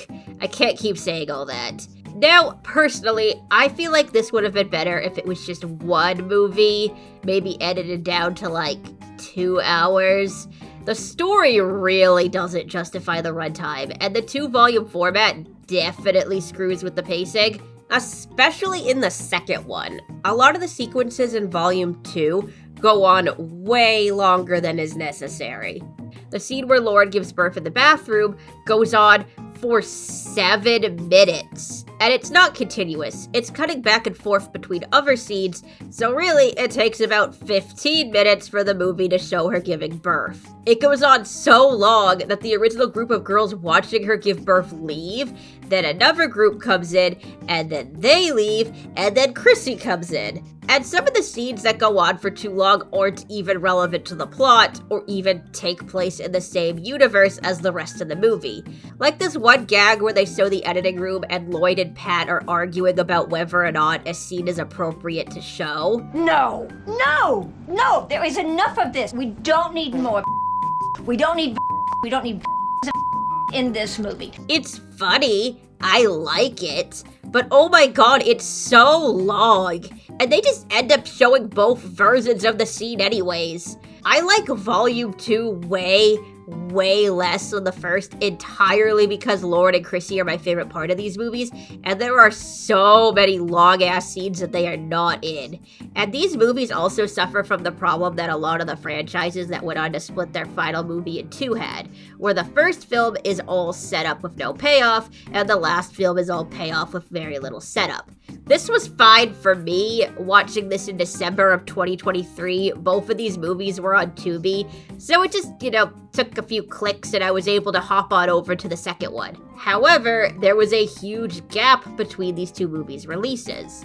The two movies were shot together in 2012, and while Volume 1 was fully released by 2014, there were apparently problems with the post-production of Volume 2. And it had to have been bad, because it made Michael Hers come out of wherever he's been hiding. You haven't seen a lot of me the last 20 or 30 or 40 years. I've been in therapy. A Kickstarter was launched in May of 2015, noting that principal photography was finished, and they just needed $50,000 to finish up stuff like the editing, color correction, and voiceover work, with the campaign promising a fail-safe theatrical release in January of 2016. Our fail-safe is an epic theatrical tour in January 2016. The Kickstarter was fully funded a month later, with it going on to raise $63,000 overall. Despite this, the movie was not finished nearly in time for the January 2016 release that was promised. In September of 2016, it was posted both on the Kickstarter page and on the Troma website that Volume 2 has reached a picture lock and can now finish up pre-production, with them saying that the movie should be done by October. But then, in January of 2017, they said that the movie was near completion. The point is that it was taking a lot longer than anyone was expecting. It premiered at the 2017 Cannes Film Festival, and then in March of 2018 had its West Coast premiere. It had at least a few more showings, and it might have played in a few local theaters. Troma was urging its fans to demand it in theaters at the very least. Tell your local theaters that you want them to show Return to Nuke High. The Blu-rays finally went out in November of 2019, 4 full years after the project was funded, and most premium backer rewards were apparently not even sent until about December of 2019. I'm going to make the bold assumption that some people were mad about this, because when the Blu-ray did finally come out, the first thing that played on it was this tongue-in-cheek video. Hi, I'm with a Lloyd. My great-great-grandfather was murdered by angry fanboys a long time ago because the Blu-ray for Return to Nuke High, aka Volume 2, it wasn't ready. And it's like, okay, some people donated hundreds and even thousands of dollars to this project. I get them being mad that it took so long. And I'm sure I would be annoyed if I finally got what I paid for and was greeted with a video making fun of me. But in Troma's defense, this wasn't a scam. The movie did eventually get released, and they seemed to offer a streaming link so their backers could watch the movie online before the discs were sent out, which I think is a nice compromise. I can't say for sure what happened. One of the Kickstarter updates revealed that they shot a bunch of new footage, so that probably took some time, and also they were making the behind-the-scenes documentary. But even without knowing all this, it's still kind of obvious just by watching Volume 2 that they were working on it years and years after the first was released in 2014. Like, there are jokes about the 2016 US presidential election in here. Grab her by the... And I do feel like the amount of time that was spent getting Volume 2 out did end up hindering the overall impact, because Volume 2 ends with a lesbian wedding. Had this been one movie that premiered in 2013, this wedding scene would have been shown in theaters 2 years before the United States legalized gay marriage. Instead, because they split it up and the second volume took forever to come out, it didn't premiere until 2017, and it wasn't widely released until 2019, 4 years after gay marriage was legalized. We were living in an entirely different world at that point. Now, obviously, the main couple being gay is the biggest difference between the original class of Nuke High and Return to Nuke High. Chrissy and Warren are now Chrissy and Lauren. I'm embarrassed to admit how long it took me to notice that Lauren is just the female version of the name Warren. I'm really dumb. Now, this isn't the first time Lloyd Kaufman has written a relationship between two women, nor is it the first time it has been portrayed in a Troma film. I haven't seen every single Troma film, but from the ones I have seen, the gay characters are usually straight-up stereotypes. I was playing a little skin flute. Or sometimes they're just there so the audience can watch some girls make out. Sometimes they're predatory. Both Class of Nuke High and Troma's War have a gang where there's a girl who keeps forcing herself on the women prisoners. There's a very attractive person with red hair waiting for you. So, you know, that's gross. And in fact, one of Lloyd Kaufman's first movies kind of falls into this too. Sugar Cookies from 1973 is about an adult film actress named Camilla who is out to get revenge for the murder of her lover, another actress named Alta. And she does this by finding a naive young woman named Julie who looks exactly like Alta, seducing and manipulating her into basically becoming Alta and murdering Alta's killer, and then leaving her to take the fall. The police will be here later. You better think about what to say. Who talked? I won't be here. I haven't been here all night. How could I? I slept with someone else last night. This, unfortunately, does sort of fall into stereotypes about gay people being predatory, that they prey on innocent young people and turn them on to the gay lifestyle or whatever in order to use them for their own agenda. Like, that is explicitly what Camilla is doing here. I told you. I loved Alta. You were just some girl I used to take care of Max. However, this is Vertigo. This is literally Vertigo. That was the entire point. Kaufman wanted to make Vertigo, but with lesbians. And because I'm a big Hitchcock fan, I thought we'll do something Hitchcocky. And obviously, we're big fans of lesbians. But in any event, Vertigo is a masterpiece, and Ted suggested, let's do Vertigo. And instead of a man and a woman, we'll make it two women. It's kind of an interesting example of how much can change just by gender flipping a character or making them gay. There are contexts that exist within the way that we view certain groups that alter the way we view the characters who represent them. A straight man being weird and manipulative and forcing another woman to dress like his apparently dead lover is just some dude having a mental health crisis. When a gay woman does it though, she comes off as a harmful stereotype. On the other hand, though, Camilla is written to be a lot more villainous than Scotty, but both are extremely obsessive and controlling in their own ways. But at least Camilla and her feelings are treated with some level of respect, and while there's a lot of exploitive sex in this movie, we never see it between Alta and Camilla. They're given a level of privacy no one else is. This film does have some early Troma-isms. It gets really weird and goofy at times, especially in the side plot with the villain's nephew, but Camilla, her feelings for Alta, and her plan to avenge her lover are all played completely straight. I thought you were close to her. Who said that? Well, you talk about her all the time. Okay, we were happy for a while. Are you jealous? No, I'm interested. She liked lilac oil. That's finished now. There is a surprising amount of sympathy for gay characters in most of the movies that I've watched, like Ness in Romeo and Juliet. She has a thing for Juliet. The two are kind of together in the beginning, but Juliet is not into it. In fact, she pretty blatantly tells Ness that she's straight. Sometimes when you touch me, I dream about men. Ness is actually framed in the same way as Tromeo's little dating sim that he jacks off to. Just something to offer comfort to the protagonists until they eventually find each other. And once they do, Tromeo is no longer satisfied with his dating sim, and Juliet doesn't want Ness anymore. But Ness's heartbreak isn't played for a joke, and it isn't forgotten about either. They let her have a moment with Tromeo where she expresses how sad she is that Juliet doesn't love her. I know how you feel about her. I feel it too. She feels that way about you. But she wants her to be happy and helps them get together.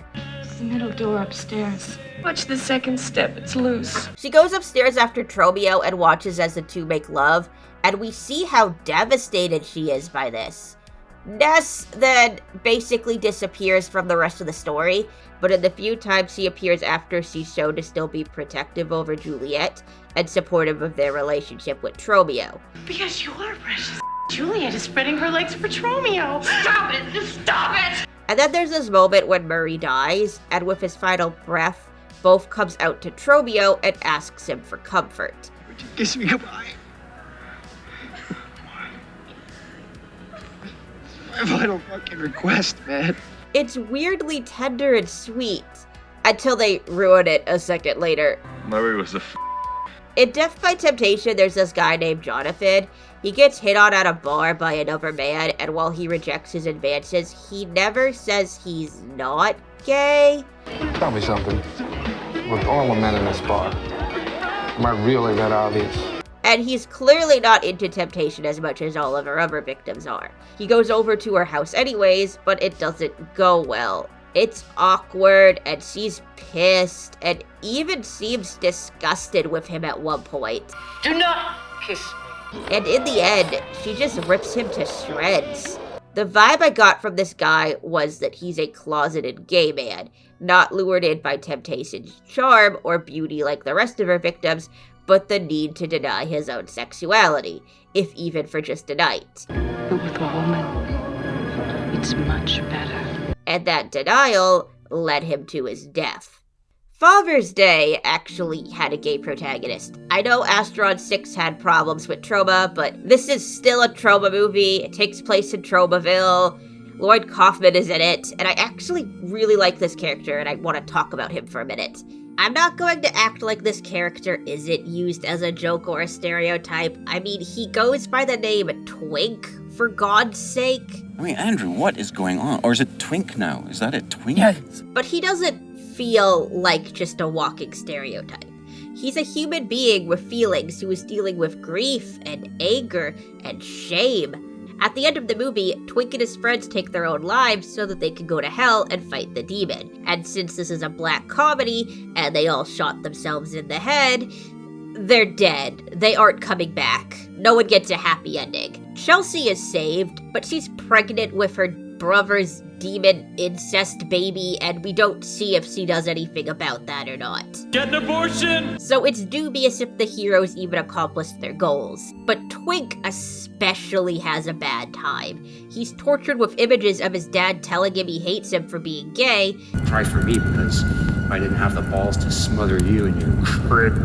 And then is lured in by his dead best friend he had a crush on, and essentially killed. Again, I guess. It's an extremely well-done sequence and does a really good job of capturing the tragedy of the character. For the brief amount of time we see his father, he doesn't really seem that concerned that his son is gay. I mean, he's dismissive of it, but he's more upset that his kid is a 16-year-old sex worker and was found next to a dead body. I experimented when I was young, too. But this is serious. Though a dead man in a motel room? He does, unfortunately, say this, though. God, the smartest thing your mother ever did was get away from you. We find out later that Twink's mother took her own life, so that's an absolutely awful thing to say. But to his credit, he immediately seems to regret it. Listen, Andrew, I'm sorry. Twink runs off, and the next time he sees his dad, he's burning to death. He never got any closure with their relationship. Never found out how his dad actually felt about him. And apparently this lack of closure manifested into the fear that not only did both of his parents hate him for being gay, but that him being gay even led to his mother's death. So your mother knew better than I did from the very beginning. And that's why she hanged herself. It's kind of a relatable fear for a queer kid. Terrified that your family hates you, terrified that everything that's gone wrong is your fault because of how you were born. It's tragic, but I appreciate this portrayal a lot. And then we have Poultrygeist, Night of the Chicken Dead, which was the most recent Lloyd Kaufman directed film before Return to Nuke High came out. In Poultrygeist, Arby's girlfriend Wendy goes to college and comes back with a girlfriend named Mickey. This is a joke. Actually, it's a joke on a few different levels. Like, it's heavily set up in the opening scene that Wendy's going to find a better man at college. Even though I'll be surrounded by spoiled trust fund kids who have guaranteed six-figure jobs waiting for them at their daddy's companies after they graduate, it'll never change me. So that she actually finds a girlfriend instead is kind of a punchline. It's at least a subversion of expectations. But on a more obvious level, the joke here is basically, haha, she went to college a perfectly normal teenage girl and came back as a lesbian liberal SJW. What are you doing here? Protesting this disgusting abomination of chicken genocide built on this ancient Tromaville sacred Native American Indian burial ground. Did the phrase SJW exist in 2006? Probably not, but that's the kind of character they're going with here. A feminazi with no bra. However, what's interesting is that everyone ditches the cause once they realize, oh yeah, chicken tastes good, including Wendy's new girlfriend. You know, in hindsight, it's kind of amazing that this managed to perfectly capture the way people would go on to boycott Chick-fil-A for being homophobic. Yeah, I don't like that they openly say that they hate gay people, but their chicken tastes so good. So like, what are you gonna do? But what about the Indians? The chickens, the protesting? Wendy, sweet Wendy, this is bigger than all of us. This chicken is the American dream! Wendy is the only one who holds steadfast to her beliefs, and she's right to do so. Everything she believed turned out to be correct, which is rare. Usually when there's a caricature of an overly offended college liberal, they're demonized and portrayed as being out of touch with reality. I don't see any Native Americans around here! All I see are a bunch of white people in Tivas!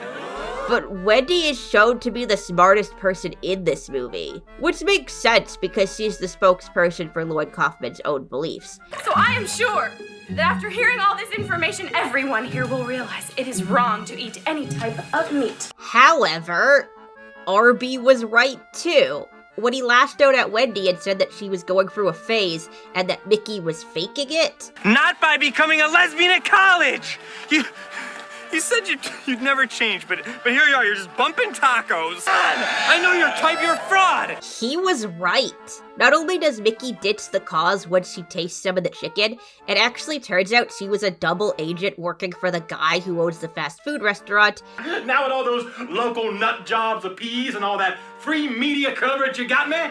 And probably isn't a lesbian because she's doing kinky stuff with him. Having a diaper fetish is a completely normal. And then Wendy and Arby end up getting back together. And yeah, the characters could be bi. Super open to the idea that the characters are bi.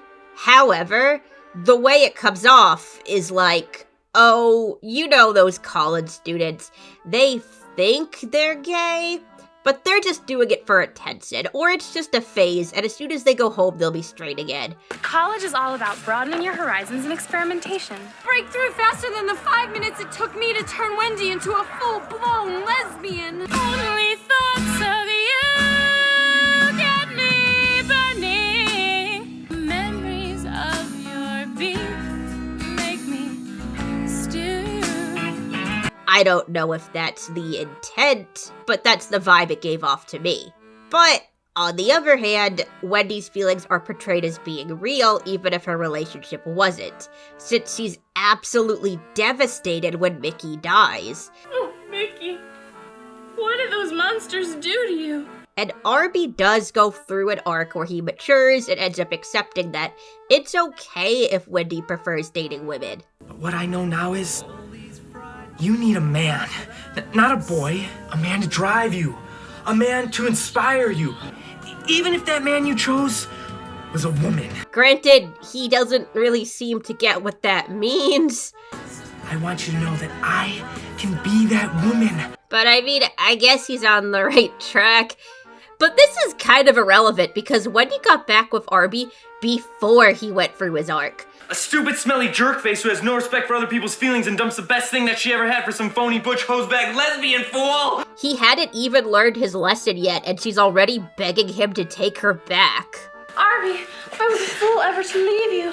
So it's kind of a mixed bag, honestly, which is probably the best way to describe the gay characters in Troma movies. Poultrygeist is probably the meanest portrayal I've personally seen from this company, but it's also deeply not serious. Like, I could bitch and moan about Wendy's sexuality not being treated respectfully or whatever, but her character isn't even taken that seriously.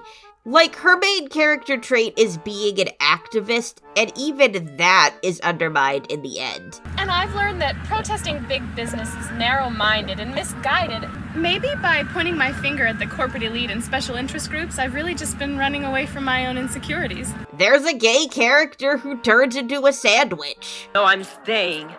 America isn't ready to accept a gay Mexican chicken sandwich. At the end of the day, it would be dumb of me to be offended by this. In the year 2000, Lloyd Kaufman made a post on his blog talking about how he loves gay people and that Troma is a very pro-gay company. It's for sure a little rough in some spots, like he says that he loves lesbians because they're hot, which is probably a joke, but like he compares the discrimination Troma goes through to the discrimination gay people go through, which I don't know about that. Are you saying being Troma is worse than being gay? No. However, he goes on to say that he's employed a lot of gay people over the years and they were just as competent as their straight counterparts, and that gay people have made a lot of contributions to the arts and to the culture of New York City. And being that this was written not long after Columbine, he talks about how concerned he is that because 2 disturbed kids did something awful, now every kid who is a little bit different is immediately suspect. And then ends his post condemning the state of Colorado for passing legislation which makes it legal to discriminate against homosexuals, which I believe is referring to Amendment 2, which was passed in the 90s and made it so that the government couldn't pass laws banning discrimination based on sexual orientation. So no, even though I've been a bit critical, I don't think Lloyd Kaufman is homophobic or anything like that. And frankly, I didn't see anything in any of these movies that struck me as being hateful. At worst, it's just the creators didn't put a lot of thought into these characters because they were trying to make something funny over something with good representation. I get it. I didn't go into these movies expecting, like, Love Simon or anything like that. There were some good ones that surprised me. You know, Jonathan and Twink were tragic and interesting, and Camilla is kind of complex. But also, the only actual gay relationships we got with the main characters was a villainous lesbian manipulating an innocent girl, and 2 probably straight girls going through phases. Not really anything that great. But again, nothing really, like, offensive, right? It's just kind of meh, you know?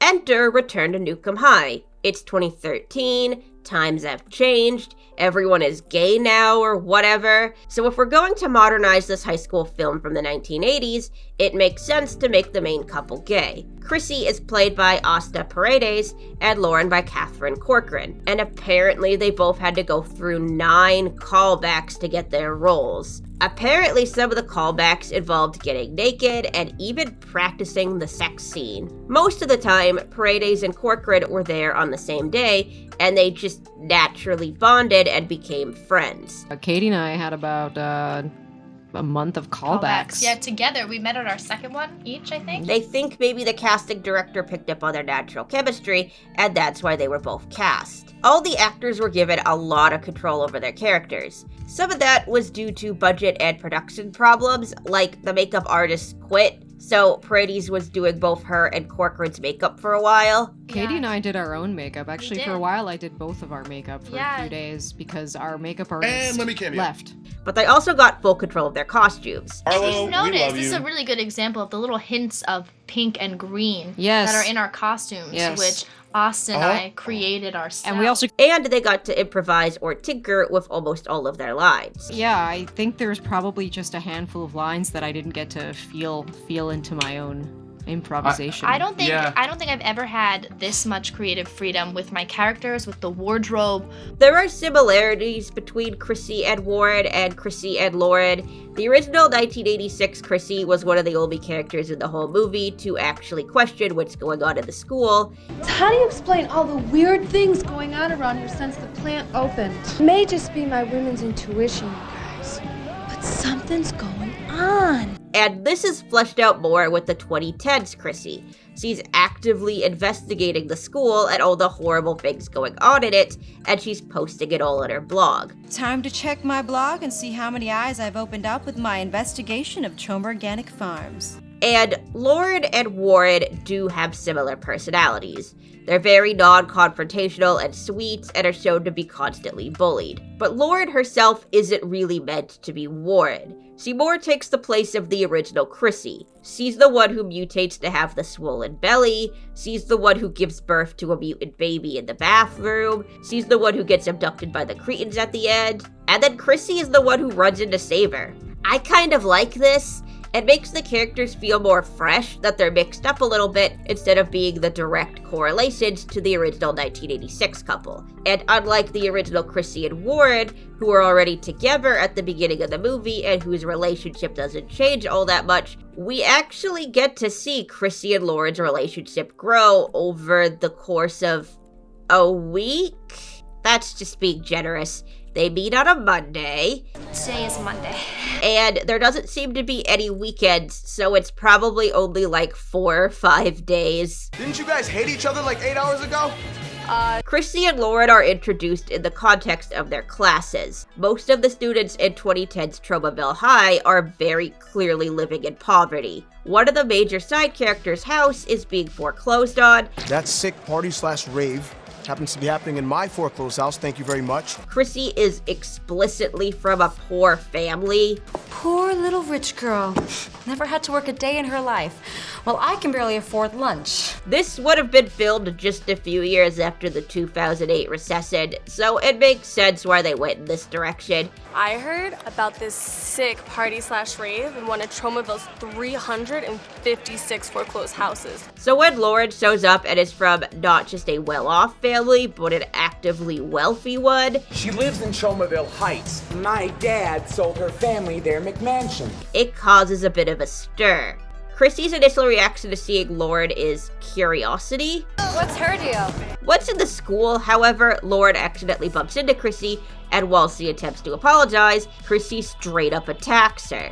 I'm so sorry. I really just... 2010's Chrissy is a much more aggressive character than 1986 Chrissy.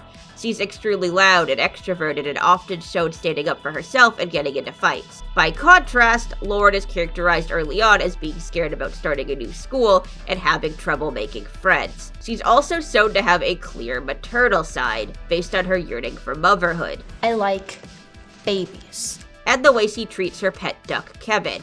It's okay. It's okay. Mommy's here now. Also, unlike Chrissy, who is ready to throw down at a moment's notice, Lauren never enters a situation looking to start anything.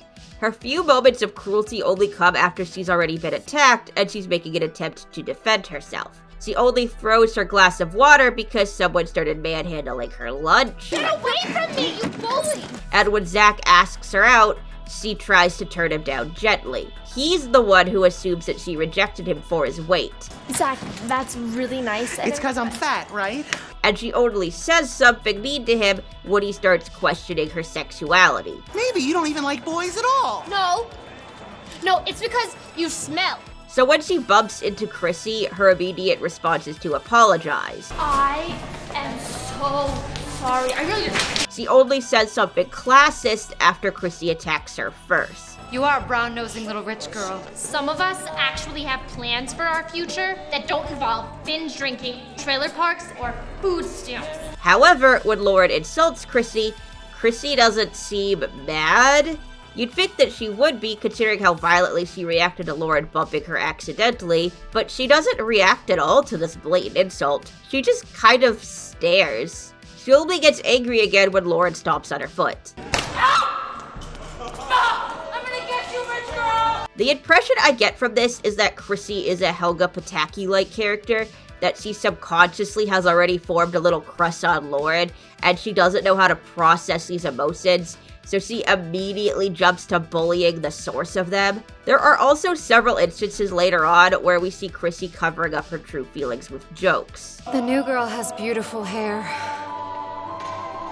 What did you say? I said, Wesley looks like a fat-ass bear. Chrissy's crush on Lauren becomes much more explicit in the next scene that they have together, where she gets distracted staring into Lauren's eyes. She makes fun of Lauren for being rich again when Lauren sits next to her at lunch. Where'd you get your lunchbox? Tiffany's? And when Lauren accidentally throws water on Chrissy, Chrissy immediately starts beating the ever-loving shit out of her. Lauren makes an attempt to defend herself, and the two literally stop mid-fight to gaze lovingly into each other's eyes. Stop smiling, I'm kicking your ass. This lands them both in detention. You are both going to detention after school today. Fun fact, the teacher who gives Lauren and Chrissy detention is played by Debbie Rashad.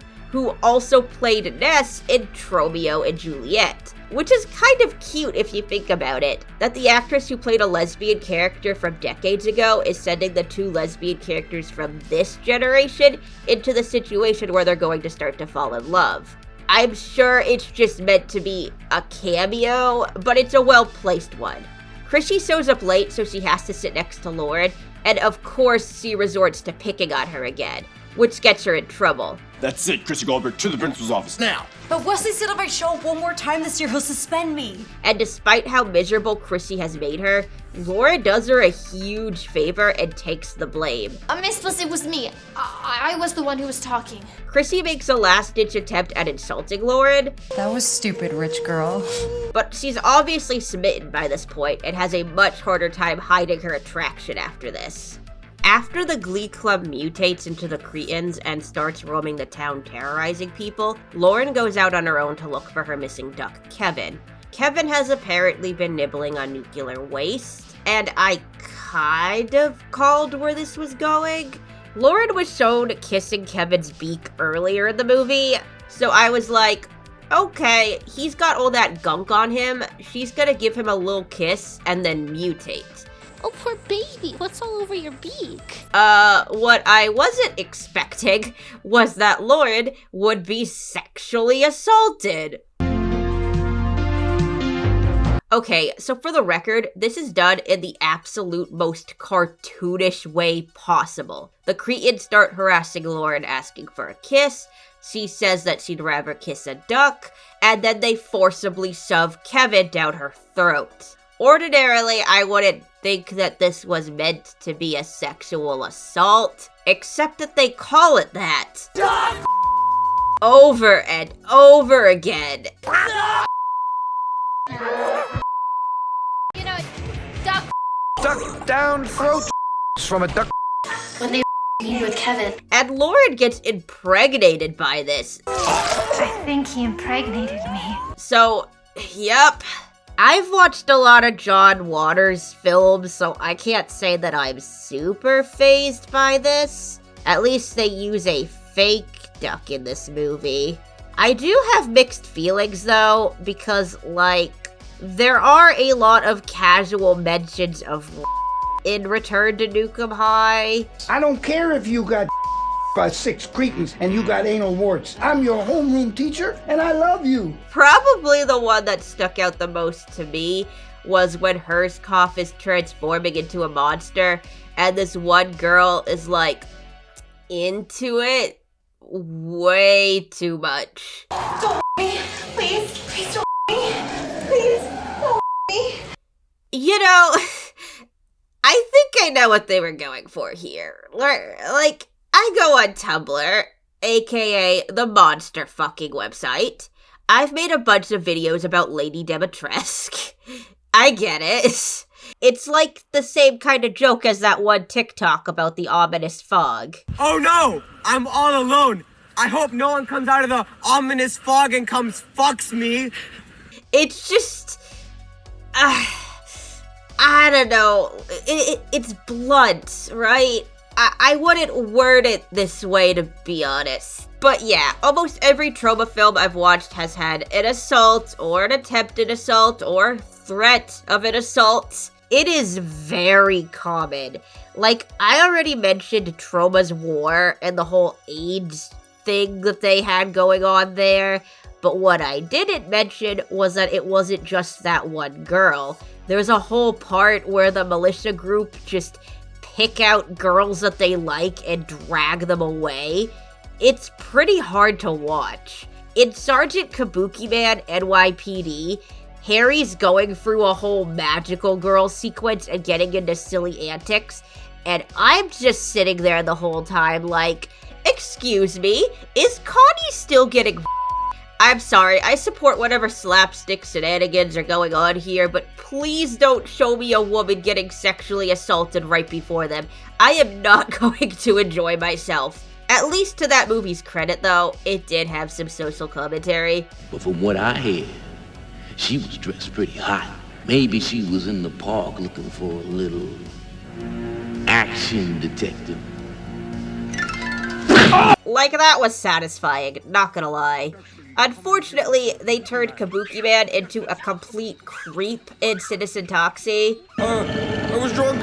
She was tied down. I forgot to zip up. Like, sir, that is a child. That is a disabled child.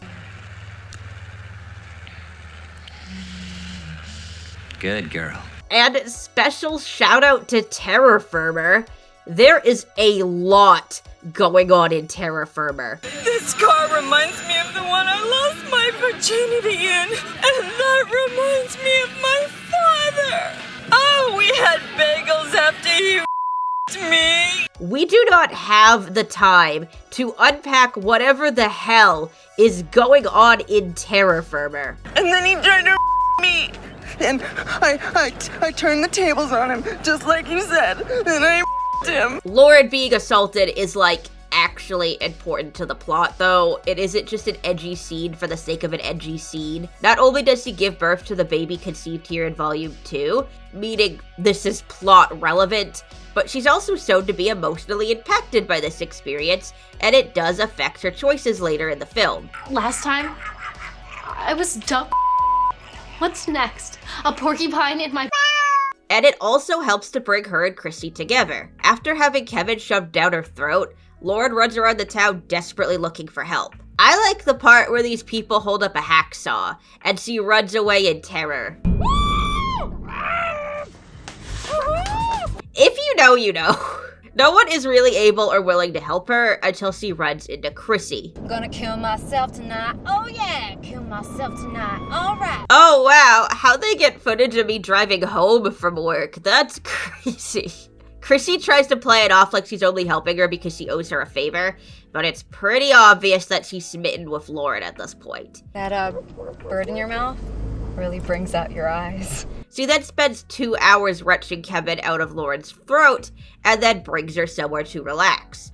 They both clearly feel pretty awkward about this whole thing, but Chrissy ends up taking the opportunity to ask Lauren to go to a party with her. So, I'm going to this party tonight? Lauren, who is used to being bullied and friendless, just assumes that Chrissy is asking her to leave. I should go. Let you get ready. And Chrissy is forced to be honest about liking her for the first time. Do you want to go?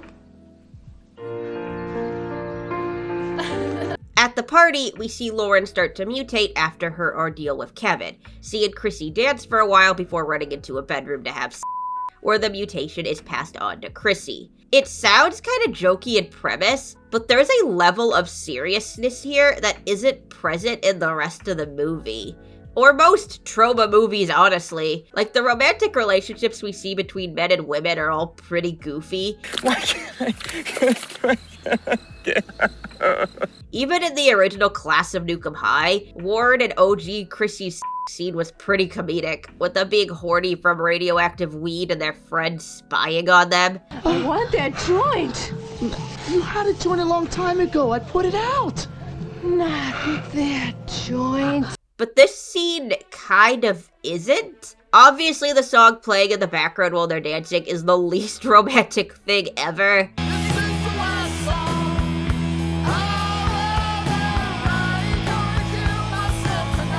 And that's kind of funny. Also, this is the song Chrissy was singing in her car when she picked up Lauren. I'm gonna kill myself tonight. Oh yeah! So, points for the foreshadowing. Like, that's really cool. And there are a couple of cartoon sound effects. And there is a sex scene later where they cut to an exterior shot and Lauren is screaming. And yeah, it's just a bunch of jokes. Fuck me like only a sensitive lesbian lover with a huge rubber strap on. Like, I don't want to make it sound as if there's no jokes about these two sexuality, because there definitely are. What does taste like? You use a strap on. But the interactions between Lauren and Chrissy and them slowly falling in love with each other as they get more and more physical are extremely earnest. And it's weirdly tasteful. During the dance scene, for example, they're dressed in bathing suits, but their bodies aren't really shown that much. There are a few shots that show their bodies, don't get me wrong, but it's mostly just shots of their faces. And that is something that stuck out to me. Because these are exploitation movies. They aren't afraid to show tits. In fact, they revel in it. A beautiful young student with nice breasts. Characters just stand around shirtless for minutes on end. They know that's what the audience is expecting. But there's kind of a subversion when it comes to Chrissy and Lauren. Chrissy is introduced in the beginning of the movie during an awkward sex scene with her boyfriend, Eugene. The first thing we ever see of her is her breasts. And her title card, though it gives us a brief glimpse into her emotional state, primarily shows off her boobs. Like, they zoom them in and everything. In fact, her face is covered up during her introduction, so the only part of her you get to see is her boobs. This is highlighting what the audience cares about. You're going to be looking at her tits anyways, so here they are. Oh man, this video is gonna get fucking age restricted. But then whenever Chrissy and Lauren are looking at each other, they are specifically looking at each other's faces. Literally, the entire world goes black around them because they are so focused on the other's face. Chrissy even rips a huge hole in Lauren's shirt where her breast is visible. I mean, she's wearing a bra, but yeah, her breast is visible, like, you know what I mean.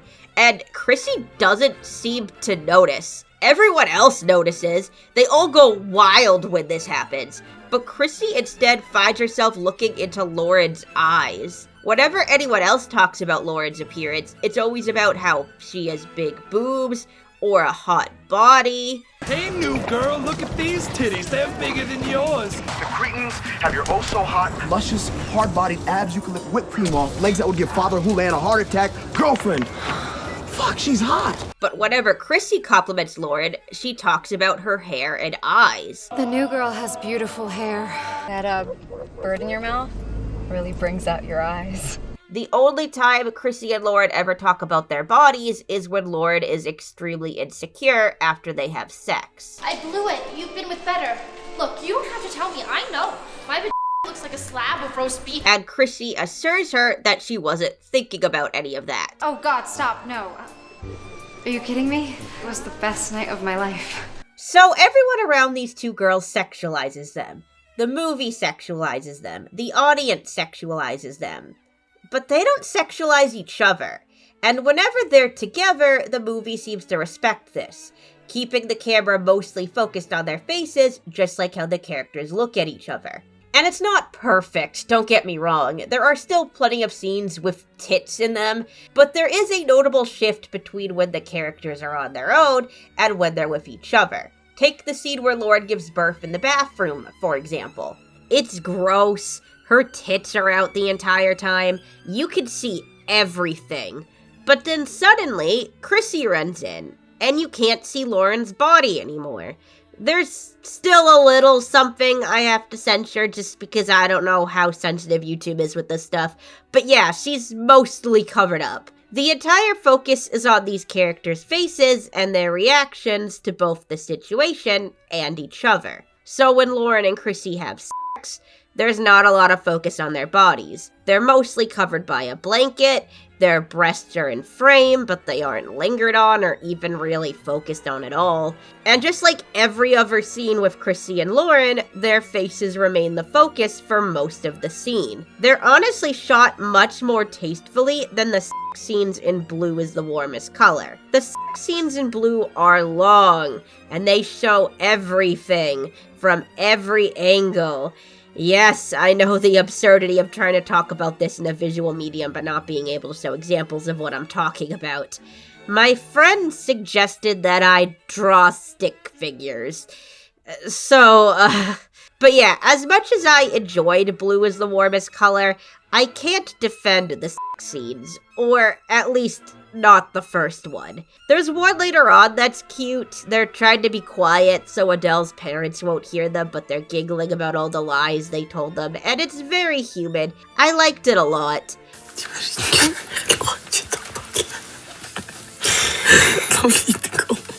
And I guess you could say that the first scene is really graphic and intense because it's Adele finally getting what she's been wanting this whole movie. And That's a fine interpretation. I don't have a problem with that. But to me, it really does feel like it's for the audience's pleasure. Like we're supposed to be ogling these two women's bodies during this private, intimate moment. This is in stark contrast to the book the movie was based on, where it was about the character's pleasure. You see some stuff, but the entire point here was that Clementine was reflecting on how happy and fulfilled she was with Emma in this moment. In the movie, every single little thing is shown in extreme graphic detail, and I do agree with the criticism that it's pretty obvious that no one involved in this movie knew how lesbian works. I don't know if anyone involved in Nuke High is a lesbian, or a bi woman, or anything like that. I hate this trend of forcing people out of the closet to figure out if they're allowed to be making the art that they're making, so I honestly didn't even try to find out. Either way though, both movies are directed by straight male directors. Troma is at least self-aware about this. This is a story about today's complicated young teenagers, and who better to illuminate these themes than a 70-year-old man? But honestly, in this particular situation, it kinda doesn't matter because in Return to Nukem High, they're mostly covered by a blanket. You can't tell if what they're doing is authentic or not if you can't see most of it. The reason it stands out so hard in Blue is because they show everything. And as a result, everything they got wrong is glaringly obvious. And it's not like Troma is afraid to show sex or nudity, because that is obviously not the case. I mean, in Poultrygeist, they had no issue showing a graphic threesome lesbian scene, and on the floor of a KFC too, hot damn. But in this one particular scene with Chrissy and Lauren, their focus is on the pleasure of the two people, not the pleasure of the audience. And there is an awareness of the fact that there are people watching this who might be disgusted by the whole thing. The only time the sex scene is cut away from is this really bizarre sequence where two people are harming themselves and licking up the blood. And they're both really into it, but there's two girls in the background noticeably very disturbed by what's happening. And I interpret this as a possible reaction that the audience might have to the lesbian scene. It's pretty extreme, but it's like, literally, who cares if you think that this is weird or gross? As long as they're happy, then that's all that matters. And I mean, keep in mind, this was 2013. Gay marriage wouldn't be legalized in the US for 2 more years. This was the era of people jacking off to lesbians, but not thinking that they should be allowed to get married. Basically just seeing us as a fetish and not actual people who deserve rights. So that the movie is as respectful as it is and takes their relationship as seriously as they do in comparison to all the insanity around them is nice. This whole thing is just really, really nice. I like how Lloyd is the one who initiates the sex. After literally being forced into a vulnerable situation earlier in the film, it's nice to see that she is enthusiastic and wants this. And Chrissy was shown to be uncomfortable and not into the sex she was having with Eugene in the beginning. It's that time of the month, and it's a horror movie down there, so... Again?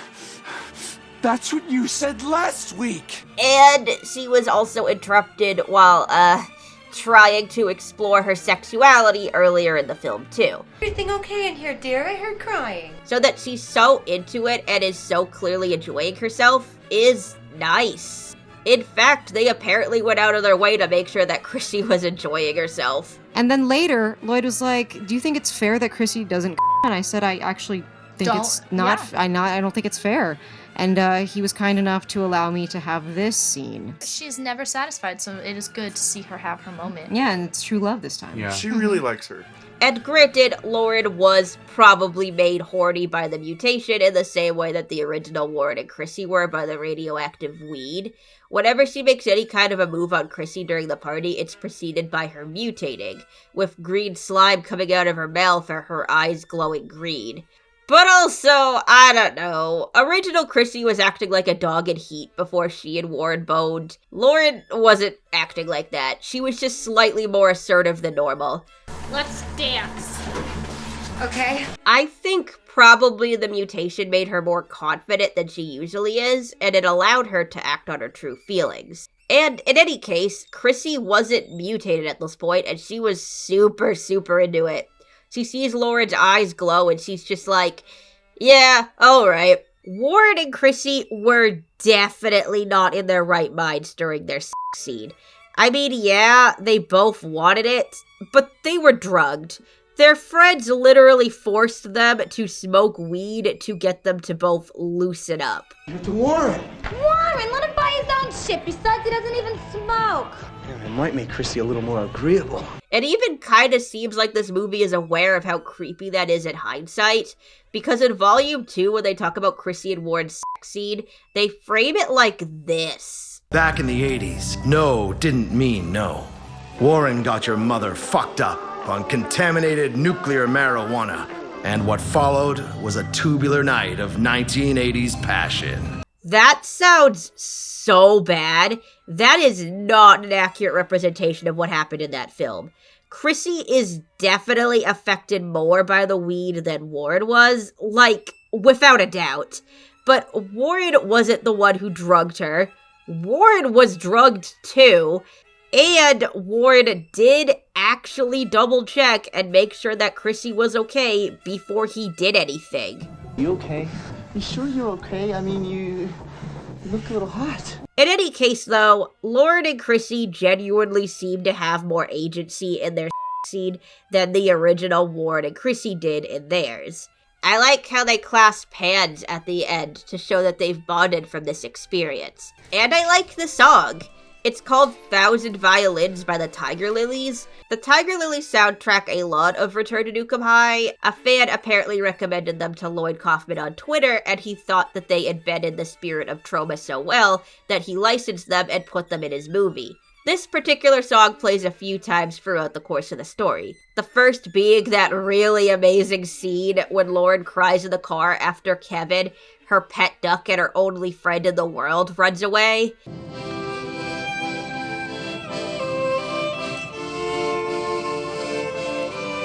And later, almost the entire song plays during the sex scene.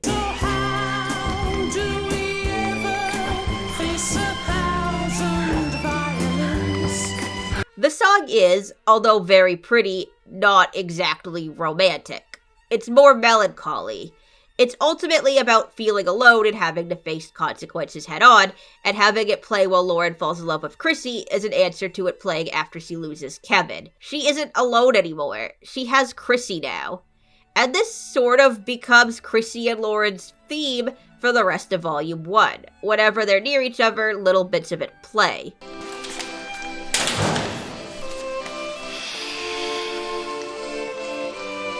However, as the song points out, they have to face the violins.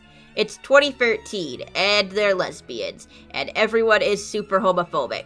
Chrissy, who before was insecure about her feelings for Lauren, but is now confident in them, feels ready to come out of the closet. So what do we do now? Come out of the closet like Ellen? I think we should. But Lauren is absolutely petrified by the idea. She's been bullied and harassed and assaulted non-stop since she came to Tromaville High, and she is terrified of it getting worse. People think that LGBT stands for lynch, grope, bully, torture.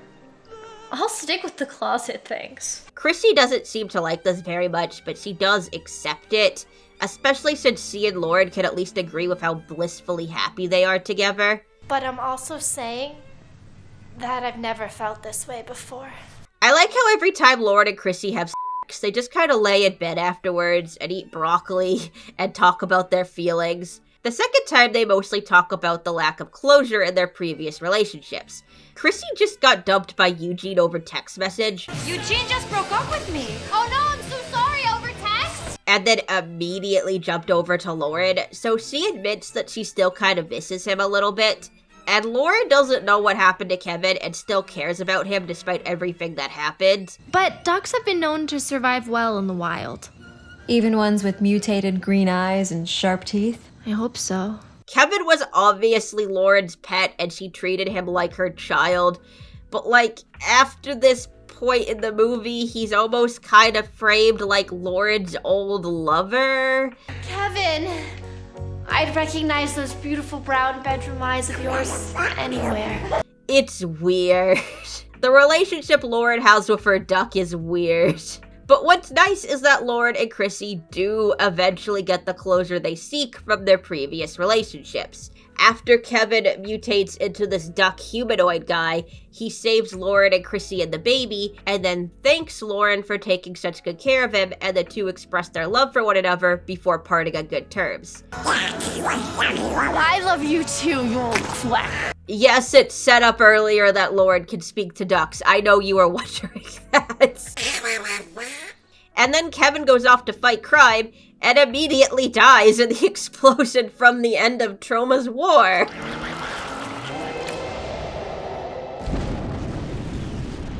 Amazing. And Eugene, meanwhile, goes through an arc? Whoa! Eugene likes it rough. Okay, it does kind of bother me that for as much dignity and respect that they give the lesbian characters in this movie, they didn't really do that with the trans women.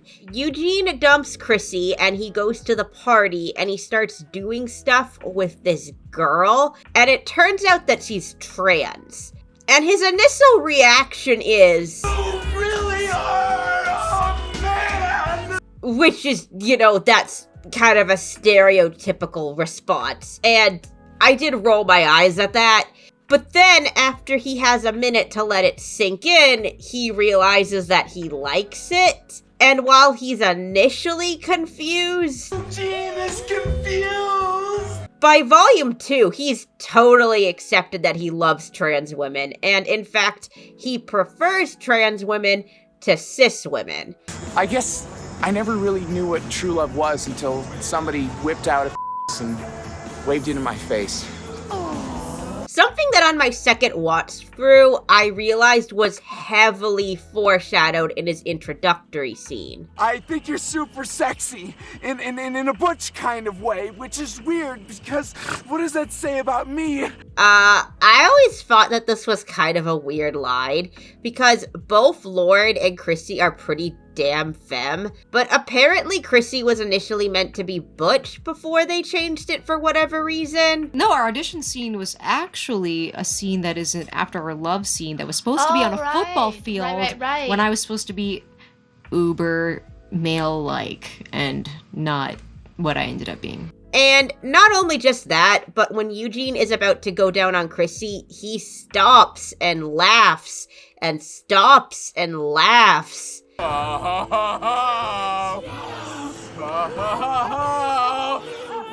he gonna do? Is he stalling? After his initial shock, Eugene stops misgendering his trans lover. You are a bad girl. You're bad. So hey, that's something, I guess. I don't know, I'm not trans. I can't say if this is good. I mean, the way they credit Eugene's new girlfriend isn't really great. According to the actor's commentary, they did initially hire a trans actress for this role, but it didn't work out for whatever reason. There was another person originally in the scene who was, you will see, had the anatomical requirements for that character. Unfortunately, it didn't work out, and Lauren was there to take the reins and make the character her own. And yeah, this is fetishy. Banana. But I don't know, this was years before saying, lol, if you like trans women, does that mean that you're gay? You know, like how that became a meme? They didn't say trans women, they said a different word, but yeah, that was a thing. But then here are these movies being like, actually, it's totally fine to be attracted to trans women. Like, who the fuck cares? It's a change up from how Terra Firma handled it, at least. And I him. I mean, I her. I think I might be gay. We do not have the time to unpack what was going on in Terra Firma. I know I keep saying that, but someone could write a novel about all the sex and gender stuff happening in Terra Firma. Holy God. Oh my God, it's him! It's her. What? Huh? I mean, it's him. What? I don't know. But yeah, at the end, Eugene and Chrissy have a little talk where they express that they were never the right people for one another, and they're able to move on. I just wanted to be sure that you and me were, They do throw in a little joke that kind of ruins it. If you ever want to have a freaky menage, you got my digits, Goldberg. But Eugene is the ring bearer at their wedding, which is nice. Also, I guess while we're on the subject, it is revealed that most of the women in Tromaville are apparently trans. This comes up after Chrissy grows a giant dick and beats people to death with it, and the villain of the movie is just like, okay, I guess we have to go round up all the women with dicks now till we find the one that did this. Now I want you to go out and kill all women with giant. And then someone's like, dude, that would mean that we'd have to kill all the women in Tromaville. But that means every wife and mother-in-law in Tromaville. And he's just like, yeah, that's fine. That's the point. Now go. Kill all women with giant. Which, yeah, I mean, obviously having a scene that implies huge amounts of violence towards trans women sucks. But, like, this is also the villain saying this, and it isn't presented as a good solution. No one is comfortable with this idea. It's implied that this woman is trans, and she's pretty horrified. This is never followed up on, by the way. Like, there's no point where they show this happening, or, like, even mention it again. This scene probably should have been cut, honestly. Although it does have the rule of threes for the milk joke. You come. What time is it? Ah! And it is full of Troma alums, so that's cool. Look, it's the mad scientist lady from the sequels that aren't canon anymore. And Victoria and Adelaide, who are both supposed to be dead. They died in the third movie. Wait, is the woman who's implied to be trans the spawn of nipples? Huh. I don't personally get the vibe that these movies are, like, meant to be mean about trans people. Although there are trans jokes, like how they decided to deepen Eugene's trans girlfriend's voice in Volume 2 for some reason. Yeah, you want to see this?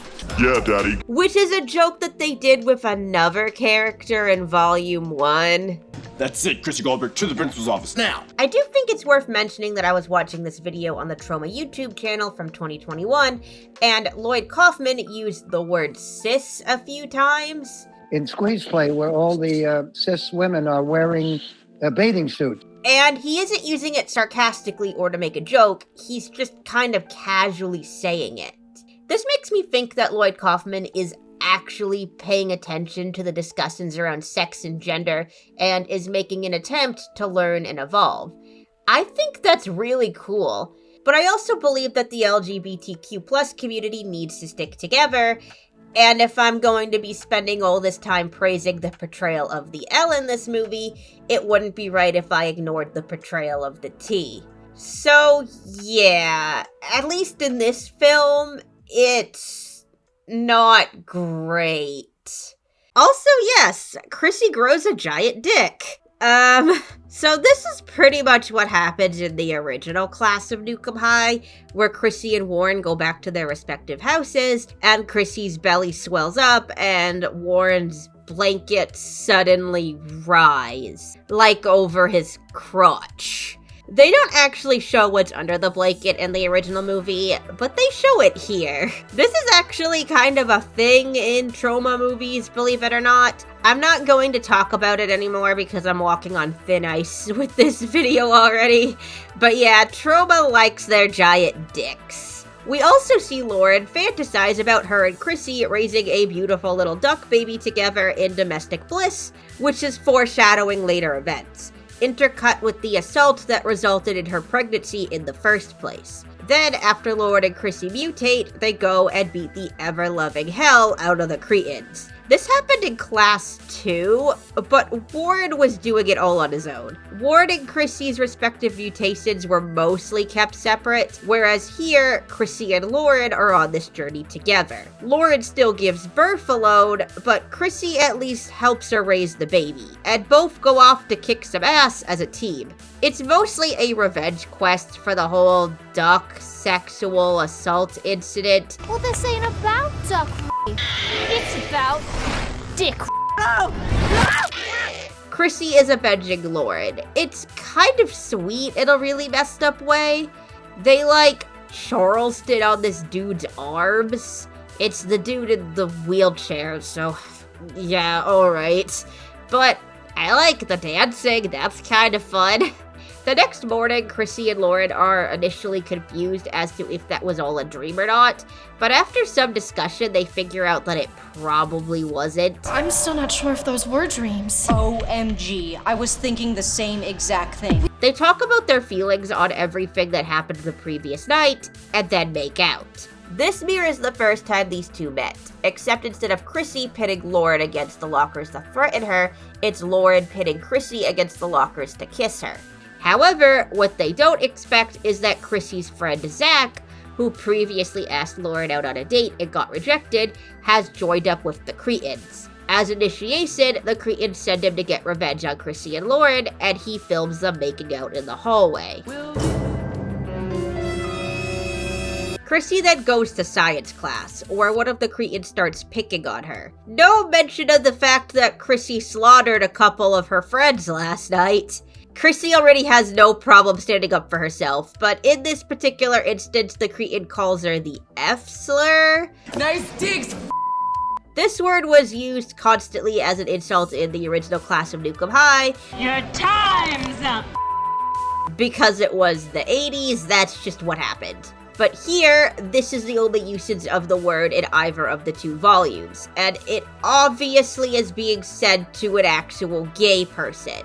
Chrissy gets noticeably more aggressive after this, standing up to confront the Cretan, and after the Cretan says, the D-slur, you want your phone back, you little Chrissy rips out her septum piercing. This happens in class 2. You're not gonna poison any more kids! But it's just kind of a random violent moment. Warren didn't have a specific quarrel with this particular Cretan. I mean, I do, because again, what the fuck is this? But yeah, it has much more weight when Chrissy does it here. Chrissy is standing up for her identity, as well as her newfound relationship with the woman that she loves. Chrissy and the Cretan start to beat the ever-loving hell out of each other, but they're separated and Chrissy is sent to the principal's office. Chrissy Goldberg to the principal's office! You've got to be kidding me! No mention of her being suspended. But Wesley said if I show up one more time this year, he'll suspend me. That plot point from earlier has been dropped, I guess. But she is officially blackmailed with the video of her and Lauren kissing. She's informed that if she doesn't take down her blog exposing the school and Troma organic food, the video's going on the town's local talk show and everyone will know that Chrissy and Lauren are gay. Today, we are going to be exposing closeted homosexuals in Tromaville. Chrissy obviously doesn't care if anyone knows, but she just had a pretty big breakthrough in her investigation and she knows that Lauren is scared of anyone finding out. So yeah, she's pretty stressed. Meanwhile, Lloyd is giving birth in the locker room. I feel like I should acknowledge the design they went with for this half-human, half-duck baby, because what the hell? They actually foreshadowed this thing early on when Chrissy notices that Lloyd likes babies and says, "What's with the skinless Furbies?"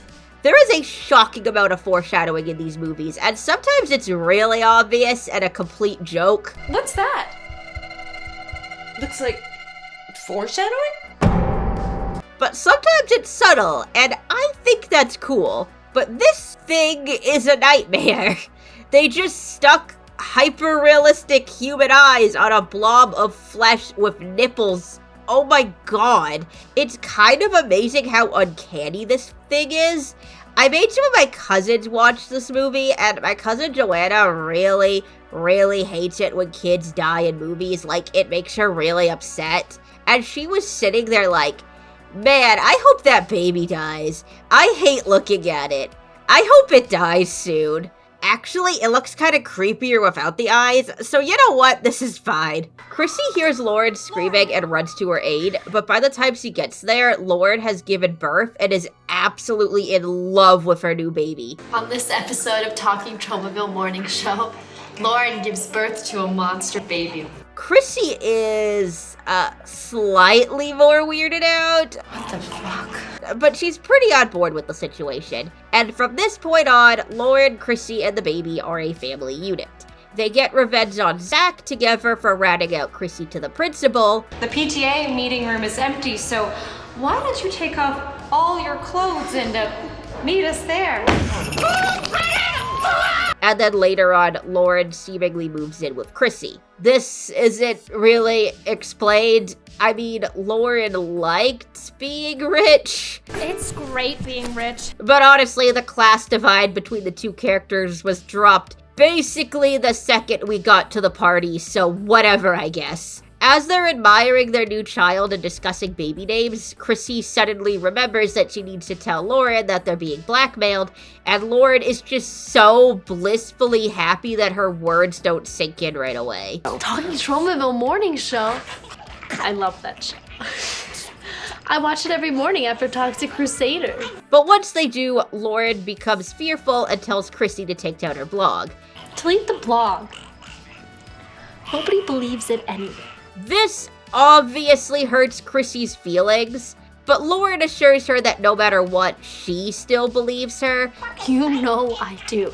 And they go to have which I see as Chrissy choosing Lauren over her investigation. However, things take a turn when the next morning, Chrissy's aunt and her favorite science teacher, Mr. Chips, my favorite science teacher? who has apparently been screwing her aunt, Oh, Chips and I, we've been fuck buddies for years. decides it's time for Chrissy to know the truth about her past. And yeah, I went over this. Warren from the first movie is her dad. Chrissy is the little mutant slug that the original Chrissy spit into the toilet. However, the most important thing here is that Lee Harvey Herzkoff, the dude who runs the power plant and is actively poisoning the school, is Warren.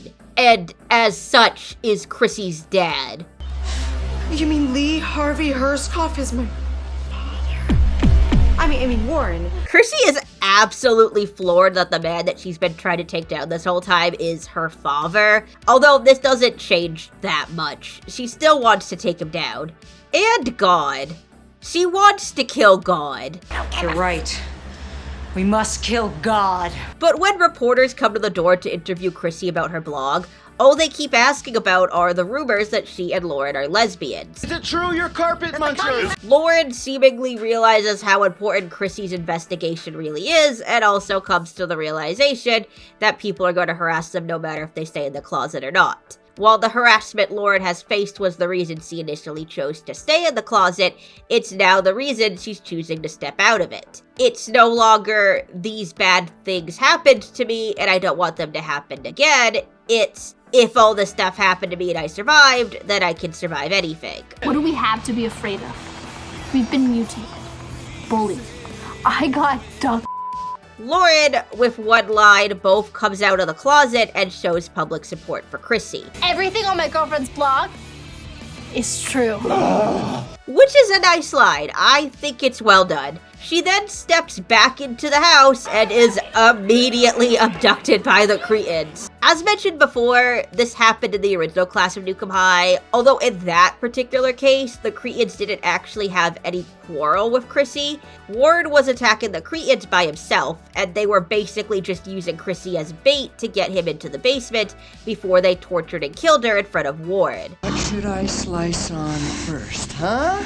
Back off! She never interacted with the Cretans before this, and she did not have any idea why they were doing this to her. Get in there! Just let me go! I didn't do anything to you!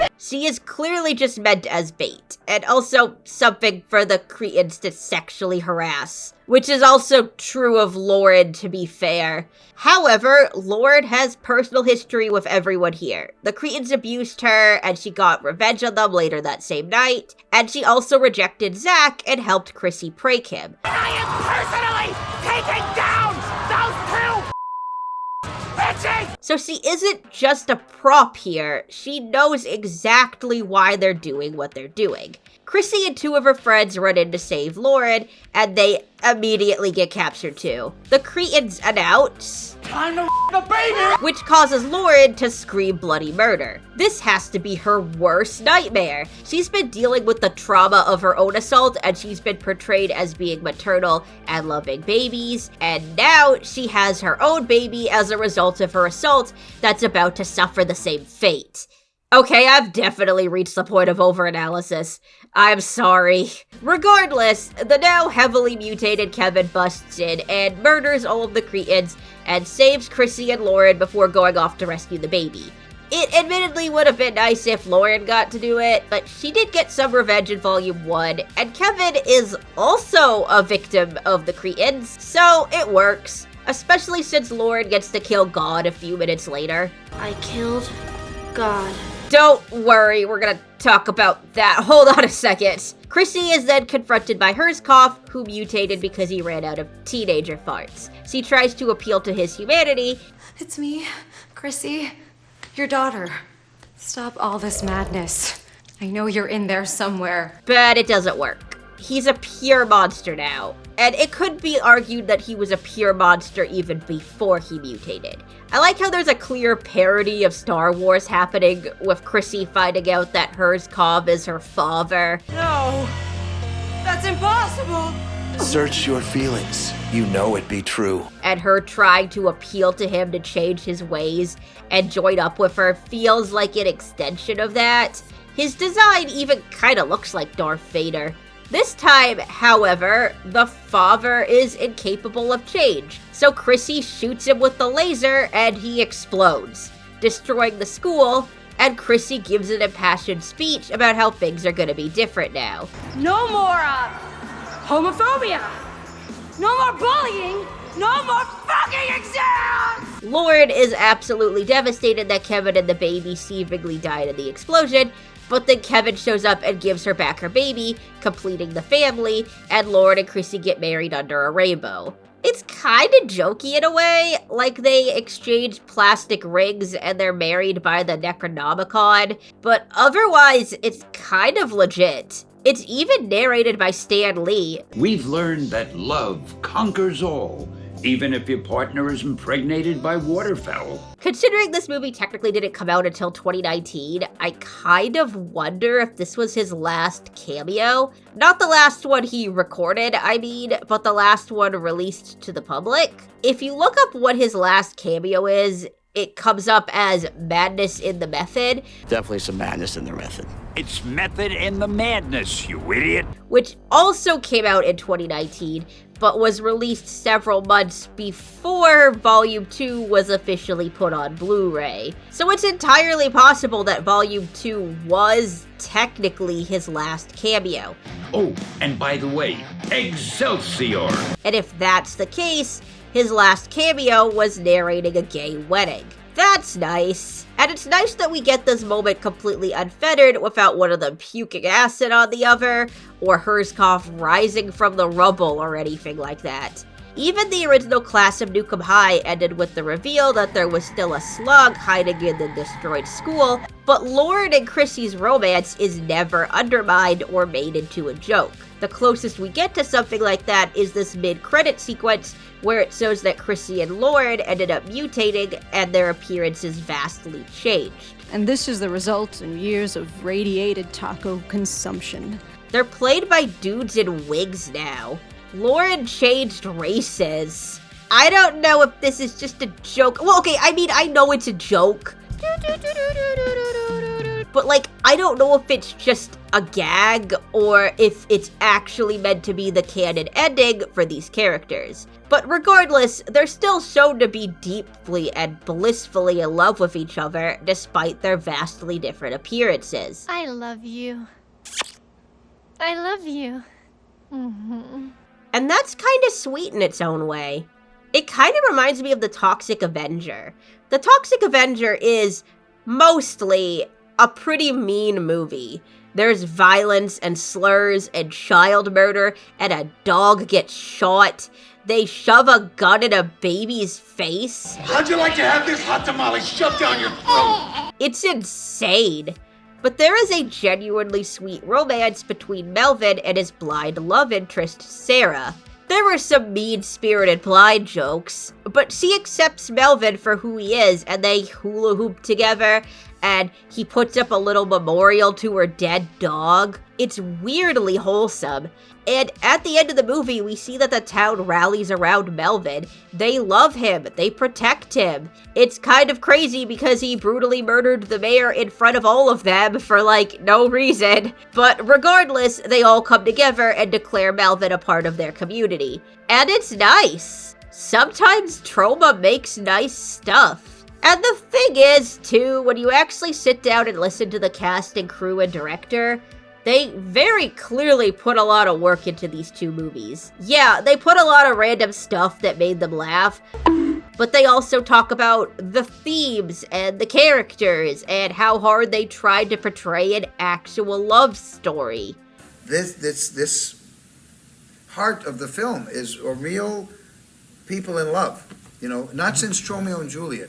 Tromeo and Juliet, love was the vehicle, the subversive vehicle, the revolutionary vehicle, the heartfelt vehicle. In this movie, once again, it's a beautiful love story. And as with all the farting and the blood and the and crazy stuff, what brings you there is the beautiful relationship that they created. Above all else, I think we're really proud of that we tried to show an actual lovemaking scene here, and as authentically as we could. Yeah, most people. And I would say the most romantic scene since Debbie Rochon and Jane Jensen in Tromeo and Juliet. Oh, thank you. We really are proud of that, actually. The lesbian relationship we are so proud of, because at the core, this film, like most Troma films, has a deeper meaning, and ours, it's a film about acceptance. It truly is, you know. Stuart did say that people are going to watch this movie and know what love is after they see that scene, and that really made me happy.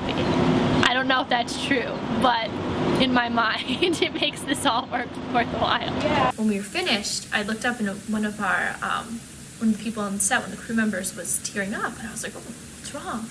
You know, and I was like, was that bad? Like, what happened? Is this gonna bomb? And he said, I think people will really understand what it is to be in love after seeing this. And that was, I guess, the moment when I realized I'm doing so much more than just this silly scene where I spit green goo. There is an actual genuine story buried within all this insanity, and our two leads do actually go through some pretty decent character development and their own arcs. Lauren's is probably the most obvious. She very clearly grows in confidence over the course of Volume 1.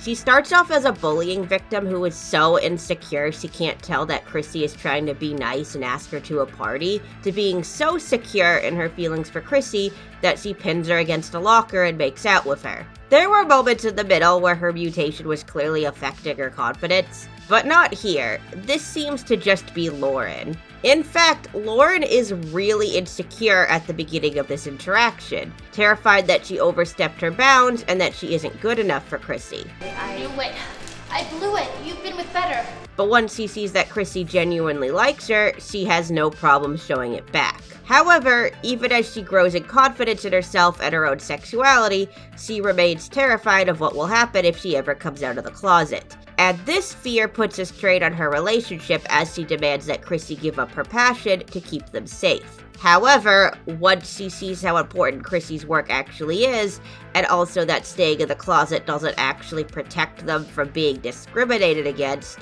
she decides to come out. Now, obviously, in real life, sometimes things are more complicated and people have good reasons for not coming out, but at least in Lauren's case, her choosing to come out of the closet directly correlates with Chrissy coming out as the author of the blog. Chrissy had been operating in secret up until she started being blackmailed by the principal, entirely because there might be some danger in people knowing who she is. Now, this blog is spreading a lot of slanderous lies about Tromaville High and Troma Organic Food Stuffing. Like, even the president was after her. But her and Lauren aren't able to do any good for the world until they can do it publicly. And that Chrissy is able to get on the news and expose Herzkoff and the principal probably did infinitely more good than her secret blog ever did. And I will no longer hide. And ultimately leads to the collapse of the system that they were hiding from in the first place. Chrissy and Lauren weren't able to enact change by hiding in the shadows or trying to fit in. It was only by being out and open and willing to fight that things were able to get better. Chrissy, though, had to make a lot of changes until she could get to the point that she was able to do anything.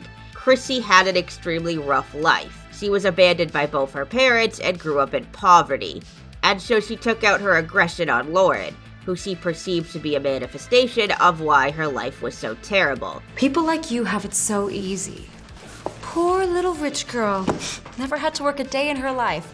Well, I can barely afford lunch. Lauren's rich, privileged, keeps making her feel things that she doesn't understand. That's really weird. But as Lauren points out, Chrissy doesn't know her.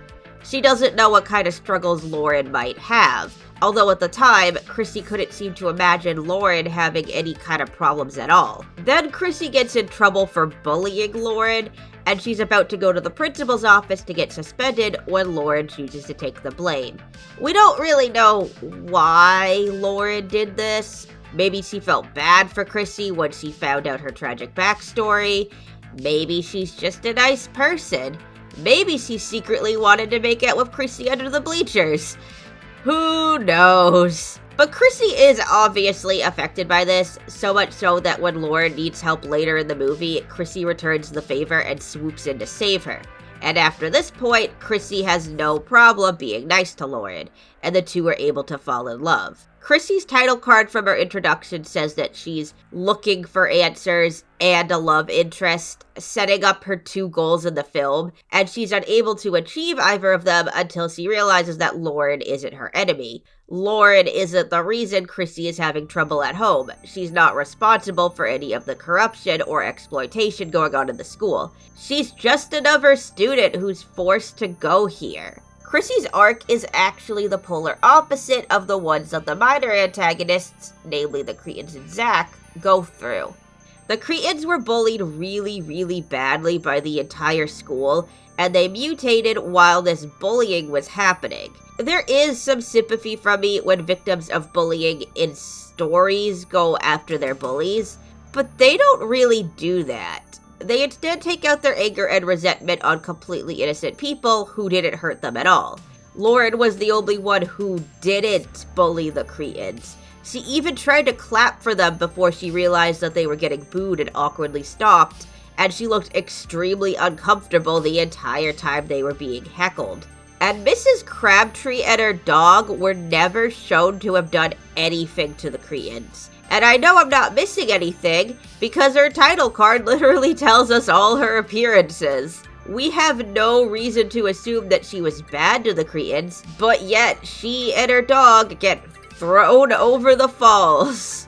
What's interesting about Mrs. Crabtree, too, is that despite being a full-time teacher, she's paid so little that she can't afford an apartment and is living out of her car. What kind of a god allows me, on this crappy teacher's salary, to be forced to live out of my car? She's homeless, despite, as it turns out, the principal being paid millions by Herzkoff.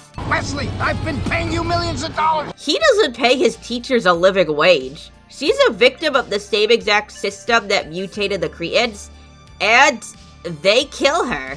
Then, of course, Zach ends up deciding to join up with them. Zach is kind of a foil to Chrissy. He also wanted Lauren as a love interest, but it didn't work out so well for him. And he joins the Cretans because he wants to be accepted. I just want to belong. And based on some of the stuff he says throughout the two movies, it's implied he's been bullied and rejected for his weight. What kind of a god combines this annoying voice with this awful body? And is also the reason he thinks Lauren rejected him. Zach, that's really nice. It's because I'm fat, right? Zach kind of has some incel vibes. Most of his motivation seems to be that no one wants to date him. I'm miserable. I repulse every piece of trim that comes near me. And he projects that onto Lauren, taking special pleasure in torturing her towards the end of the movie. But he doesn't have anything against Chrissy, at least not until she pranks him. Chrissy is his friend, but he happily throws her under the bus so that he can join the Cretans. Zach literally sees a video of the missing Tromaville students being tortured and killed. That being the movie that Troma made for PETA a while back. We always add a small amount of antibiotics to our feed in accordance with the USDA's Food Safety and Inspection Service. But in canon, it's supposed to be what Herzkoff is doing to the kids. An anonymous contributor to my blog, Deeper Throat, sent me some crazy videos of what actually goes on at Troma Organic. But Zach still ends up turning on Chrissy anyways. He snitches her out to the principal and tries to get her blog taken down. Her blog being the only hope of Herzkoff and Troma Organic foodstuffs being exposed and the student body being saved. He literally chooses attacking students who are just as much victims as he is over taking down the corporation that is actually hurting them. In Zach's mind, his suffering is worse than anyone else's, and that's why it's okay that he's hurting people. He basically says that to Lloyd after he abducts her. But the only thing worse than being bullied for being gay is being bullied for being fat! Both Zach and the Cretans were victims in their own rights, but the way that they dealt with their pain was by harming people just as vulnerable as they were. People who were also victims who they probably would have a lot in common with.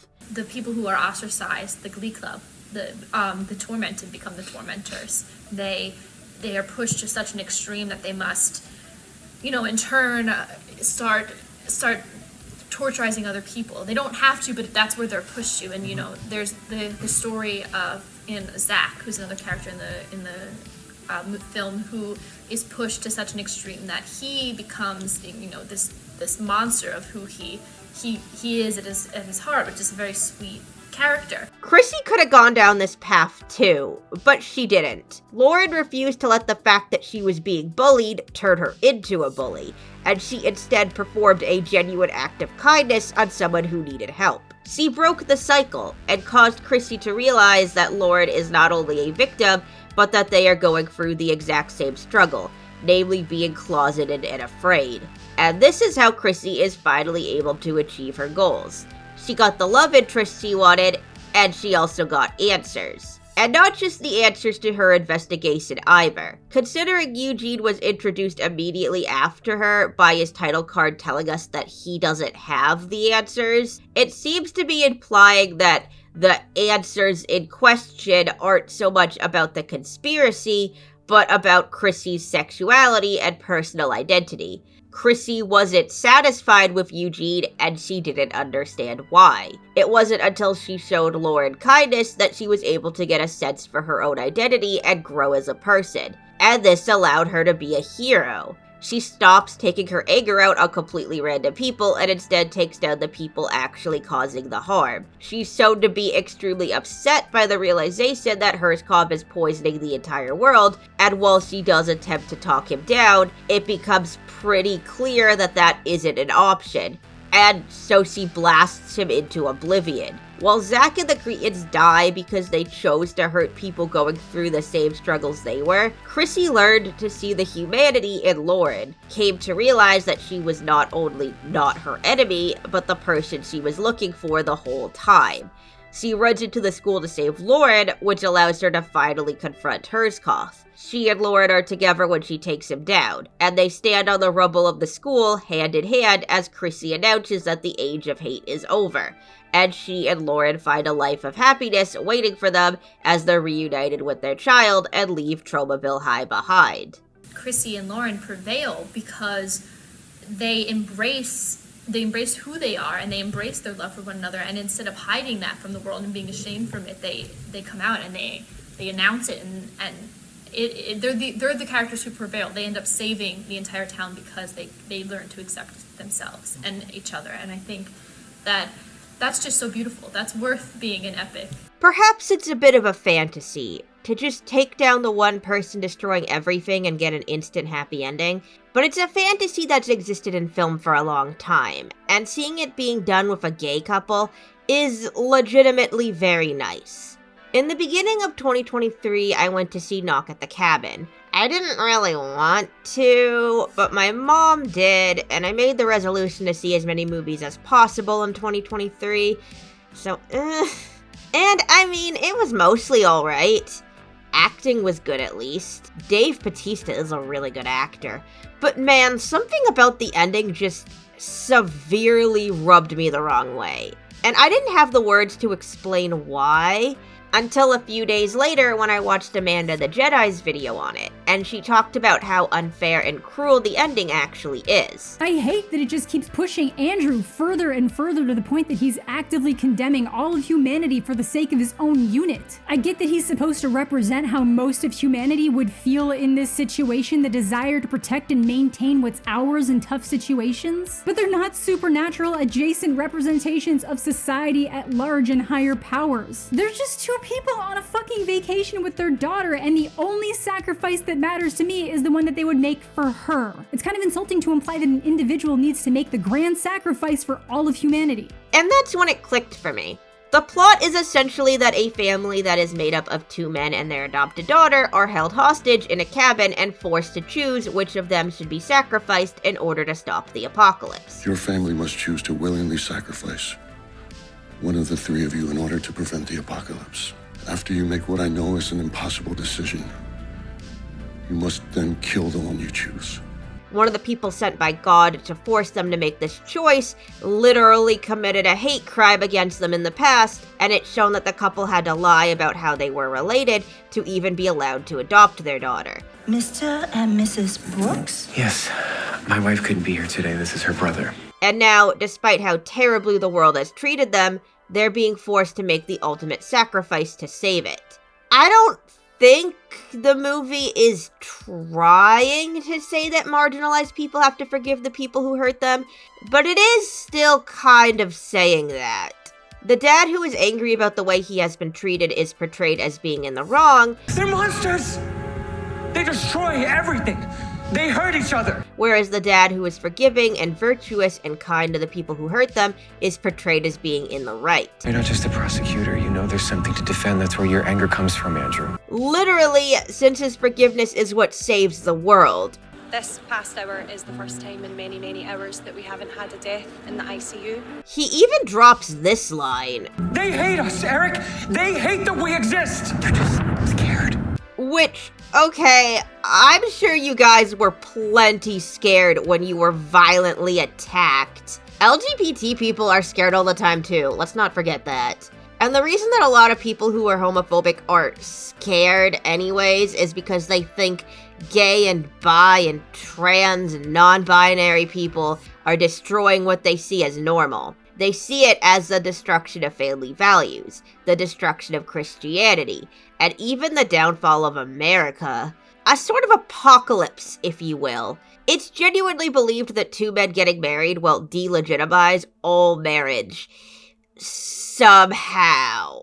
This kind of plot wouldn't be particularly noteworthy with a straight couple because straight couples aren't constantly being accused of destroying Western society, but to have God send 4 people to force a gay family to destroy itself to prevent the apocalypse from happening, and the gay family are supposed to just let it happen to them and forgive the people who hurt them, it just kind of feels ghoulishly wrong. And this criticism only exists for the movie. The book it was adapted from, The Cabin at the End of the World, ends completely differently. The child is killed accidentally, and since it was not a purposeful sacrifice, her death doesn't count. And in the end, Eric and Andrew decide that any god that doesn't think their daughter is good enough isn't worth listening to, and that they are each other's worlds, and that is something that is worth saving. God's actions here are not shown in a positive light like they are in the movie. Even one of the 4 people sent to force them to make the sacrifice is so appalled by everything that's happened that she attempts to help the couple escape, even saying at one point, "What kind of god is making this all happen?" This is a sentiment shared almost word for word with Return to Nuke 'Em High. Whenever something bad happens in Return to Nuke 'Em High, there will be a character screaming to the heavens, "What kind of god would ever let this happen?" What kind of god allows an innocent duck to go missing?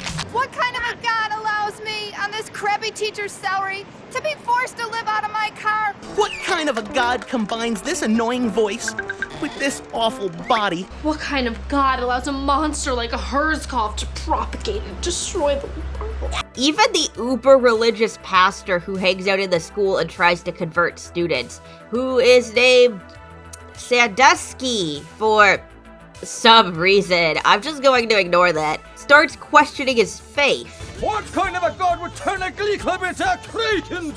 And by the end, he's a straight-up Satan worshipper. Hail Satan! One of the songs by the Tiger Lilies featured in the movie is even about how God is extremely unmerciful, that he ignores both the pleas of sinners and innocent people equally. The old lady's savings, time to arrive. She can't pay for the heating. It's okay, I got my hat. What kind of a god would turn a glee club into Cretans? It gets so bad that even the news anchors reporting on Herzkopf's atrocities are asking why God would ever allow this. What kind of god? What kind of god? What kind of god? And Chrissy decides that the best course of action is to just kill God. We must kill God. This is, of course, completely dismissed by her family. Although they don't tell her it's impossible or blasphemous or anything like that. It's just a low priority right now. Let's just start with Herzkopf. But then Lloyd actually does it. What? And while it's an accident, the characters are absolutely thrilled. You killed God. I killed God. I'm not trying to make this into an anti-religion video. I know it's kind of dipped into that a bit. But the point here isn't so much that God is evil and should be destroyed or anything like that. It's just nice that Chrissy and Lloyd are actually allowed to fight back without feeling guilty. Back in Volume 1, for example, when Chrissy and Lloyd realized that those dreams that they were having where they were murdering the Cretans were real, there's no moment like, "Oh my god, I can't believe we did that. We're just as bad as they are." No, they think it's cool. We could be a lesbianic Jekyll and Hyde. Same with them pranking Zach. It's mean, but he just potentially ruined everything Chrissy had been working for, and at this point, Chrissy knows that his actions have also put Lloyd in danger. Chrissy and Lloyd aren't portrayed as being in the wrong for getting revenge here. And Chrissy did try to appeal to Herzkopf. She appeals to his humanity. She comes out to him. Mom's gay. And Dad, I'm gay too. And she begs him to change. It's a new age, it's a new dawn, it's a new day in Tromaville. Things have changed. But it doesn't work. He's still a horrible, violent monster, and he knocks the head off of one of Chrissy's friends to prove it. And so at that point, Chrissy's just like, okay, time to kill my dad, I guess. There's a vibe of someone cutting a homophobic relative out of their life here. Obviously, Chrissy didn't have a relationship with her father. Maybe a different version of the movie where Chrissy knew her dad the whole time and didn't know that he was the villain until the end would have more impact. Please. I love you. But regardless, Herzkopf here is literally Chrissy's toxic father. Literally, he is toxic. And he also serves as a representation of the harmful system these kids have been living under. He has been exploiting them and purposefully poisoning them for his own gain, and this has caused basically every single conflict in the movie. If he isn't going to change, then he has to be destroyed. That's the end of it. After a kiss from Lauren, Chrissy kills Herskopf without regret, and his empire crumbles as a result. And while there are definitely casualties in the struggle to take Herskopf down, including the angry video game nerd, this game isn't a piece of shit. It's all Lauren and Chrissy managing to do it means that they've freed the entire world. There's no longer a cruel, diabolical mastermind running around, nor a system harvesting and exploiting children, nor an uncaring god just watching it all happen. The students are free. The world is free.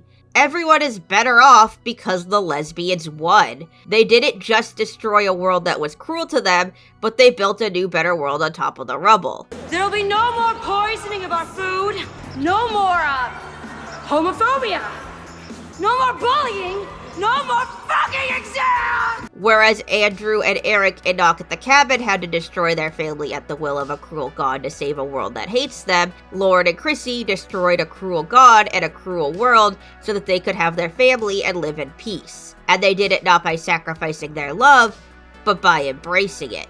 It's a bit absurd, but it is nice. Troma is clearly not afraid to put their own politics into their work, and marriage equality is something that they apparently believed in. As mentioned before, Kaufman has been very pro-gay rights since at least the year 2000, and in 2013, Kaufman talked about how he believes in independence and the rights of individuals to express themselves how they please, whether it be through filmmaking or through being able to marry whoever they want.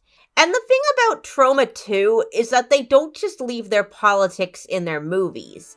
No, on occasion, they will take them to the streets. Net neutrality, the free, open, and diverse internet.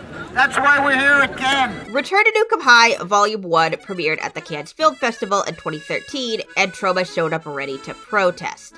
For a lot of things, actually. Their main concern was how elitist Cannes had gotten over the years, and how it's been slowly becoming more and more corporate and big studio driven. And we are kind of trying to encourage independent art here at Cannes because maybe Cannes has become a little too much under the domination of the big mega conglomerates. Something Kaufman has been complaining about since 2002 when he made the documentary All the Love You Cans. That documentary showed Troma struggling to stand out against all the big studios at Cannes, particularly Warner Brothers, and ends with them coming back the next year and finding out that Warner Brothers had taken over their office. They have the Troma office.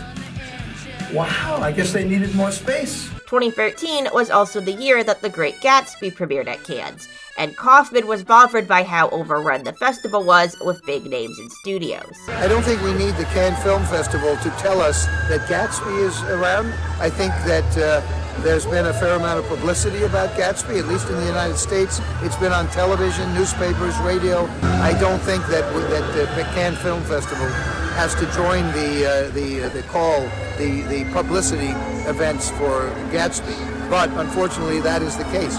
Gatsby's probably a wonderful movie, but I think the public knows about it. There just wasn't any room for smaller indie creators anymore, especially since it cost thousands and thousands of dollars to show your film at a theater, and staying at hotels cost very much the same. As Kaufman points out, his first year he attended Cannes in the early 70s, he slept on the beach because he couldn't afford a hotel, but you aren't allowed to do that anymore. So anyone who can't afford an expensive hotel are immediately priced out of Cannes. I see that when I started, I had a better opportunity when I slept on the beach at Cannes. I had one movie. We had enough money to rent the arcade cinema. Nobody knew who the hell I was. Yet, we sold that movie in many, many countries. We made money. Now, we are famous, and you can't sleep on the beach. The police won't let you. You can't even go into a hotel without some kind of stupid badge. Troma had decided to create a documentary called Occupy Cannes to showcase this growing problem. And what's very interesting is that Occupy Cannes is a documentary which was crowdfunded, meaning that our fans, about 400 of our fans, donated about almost $40,000. Troma had to pay some more, but basically the fans paid for this documentary. Which, after several days of searching, I realized was never made. It was crowdfunded 10 years ago, too. I don't like how this is a pattern. However, Lloyd Kaufman and Michael Hers did put out a statement on the Indiegogo page last year, apologizing for the delay, explaining that the editors have been going through 50 years of Troma footage, and also that the film got put on the back burner while working on other projects. But now that those projects are done, occupied cans can get their full, undivided attention. And I guess that makes sense. If Volume 2 was delayed so much, then of course the other projects meant to come out after it would also be delayed. I'm pretty bummed, honestly, because I really wanted to watch it, and Troma is kind of notorious for not releasing films right away. Shakespeare Shitstorm came out in 2020 and I still can't find anywhere to watch it. So unfortunately, even if Occupied Cans is finished before my video's done, I doubt I'll be able to use it as a source. Troma also planned some other protests, such as an anti-bullying rally and an animal rights rally, a PETA animal rights rally. Zach Amico, who plays Zach in Return to Nuke High, apparently streaked at one point. And they planned on staging a lesbian wedding. Now, this was meant as marketing. Since Troma doesn't have the budget to market their films, they typically rely on guerrilla marketing. They'd show up at cans in costume, dressed like the characters in their movies, hoping to get some buzz. So Corcoran and Paredes were going to play Chrissy and Lloyd getting married on the Quaset to advertise their film. Which, again, would probably make more sense if this wasn't split up into two, since Volume 1 didn't have a wedding, but whatever. However, this was also meant as a show of support, since the wedding was scheduled for May 17th, which was the same day that France declared the bill to legalize same-sex marriage constitutional, and then the bill was officially enacted the following day on the 18th. However, when they were getting ready for the ceremony, the Cannes film organizers apparently approached them and told them that if they went through with the wedding, they were going to have the police arrest them. We had a lesbian wedding here for Occupy Cannes. Cannes Film Festival police, I believe. Cannes Film Festival police. Not the city police, but the film festival police closed down our lesbian wedding, even though France has passed a law, mariage pour tous, marriage for everybody. Even though they passed that law, they canceled our wedding. Here's an article from the Danish newspaper Extra Bladet. Sorry, I'm very American. I also had to use Google Translate for this, so the translation's probably wonky. In honor of France's recent decision to allow weddings between homosexuals, the film company Troma Entertainment and the protest movement Occupy Cannes movement would hold a wedding on the Quaset between the two American women, Catherine Corcoran and Asta Paredes, from the film Return to Nuke High Volume 1. But the wedding was cancelled earlier in the day because the French authorities would not allow the happy event between the two women. We are extremely sad that we cannot carry out the wedding here on the Quaset. The French authorities simply won't allow it. And the police are right there, said Catherine Corcoran and Asta Paredes, who looked very disappointed. They appeared together with a number of well-known characters from the movie Return to Nuke High Volume 1. Now, if we're going to be completely fair, gay marriage was a controversial topic in France at the time, with it about to be legalized and people taking to the streets to protest it. In fact, people were protesting outside the Troma actors' hotels. They've talked about how they initially thought that they were fans and were going to go down to say hello until they realized. It's possible that Cannes was afraid of a riot breaking out. However, as recently as 2017, when Volume 2 was premiered at Cannes, Troma was having a lot of problems with security and police grabbing at their actors in costume and forcibly ripping their masks off. But we tried to get down to the Quaset, where the main drag is for the Cannes Film Festival, and promote Return to Nuke High, aka Volume 2. But unfortunately, immediately the police seized us and put us up against the wall, threw us up against the wall, in fact. I was dressed like the Toxic Avenger, so they ripped our masks off, and kind of manhandled us. They physically ripped off your mask? Yeah, they ripped Toxie's mask, Dolphin Man's mask. Were the big guys from the festival where they're telling the cops what to do, right? Yep, absolutely. They even caught some people dressed like Pirates of the Caribbean characters who weren't being hassled for being in costume. What we just saw are a couple of guys dressed as Pirates of the Caribbean. They were allowed to walk around. They have fake guns, knives. So it kind of looked like Troma was being targeted in particular. But as soon as they saw Bjarne, our Troma historian, with a Troma sticker, they stopped him in the street and turned him around and said, "Take that off. No Troma whatsoever." He was by himself. He wasn't even with He was by himself. He wasn't even with you guys. Kaufman has come down really hard on cans. He thinks they're elitist and against small indie studios showing up to their event. And there was even some animosity all the way back in 2002's All the Love You Cans. Apparently the Troma team was not permitted into the American Pavilion. I can't imagine why, but the guards here felt that we're not allowed to go to our own press conference. This incident, though, in 2013, was particularly not a good look for cans because, like, they were threatening arrest on a fake lesbian wedding. In protest, Corcoran and Paredes got onto the ground and started kissing, in a way that mimicked the Cans poster for that year. I think the message is pretty profound. Cans was using sexuality in their marketing, but when Troma does it, and they do it with a gay couple, suddenly it's a problem. This got some attention, and it ended up pressuring Cans into allowing the wedding to happen, though only for the press and as long as everyone was aware that it was fake. The wedding, as far as I can tell, occurred on May 18th, 2013, which would have been the day same-sex marriage officially became law in France. Le Figaro, a French newspaper, called this mock ceremony the first lesbian wedding celebrated in France, which is technically true because the first actual gay marriage in France didn't happen until the 29th. And then on the 26th, Blue is the Warmest Color, a movie about a same-sex couple, ended up winning Cannes. In an interview after the fact, Asta Paredes brings up if maybe their controversy with the wedding helped Blue to win. Not that they're the reason that they won, but that they helped to build the atmosphere that would allow that choice to be made. Paredes even wonders if it won in order to save face after Cannes attempting to shut down a mock gay wedding started to make the news. And I can definitely see it being a contributing factor. Gay marriage was just legalized, there were protests in the streets, the kiss in the wedding got some buzz in the press. Blue is the Warmest Color winning is the perfect finale to all that. A few months later, Blue is the Warmest Color was invited to the Museum of Modern Art in New York to screen their film for The Contenders. The Contenders is basically a showing of the most notable films of each year. As stated on MoMA's official website, every year there are films that resonate far beyond a theatrical release, if they manage to find their way to a commercial screen at all, or film festival appearance.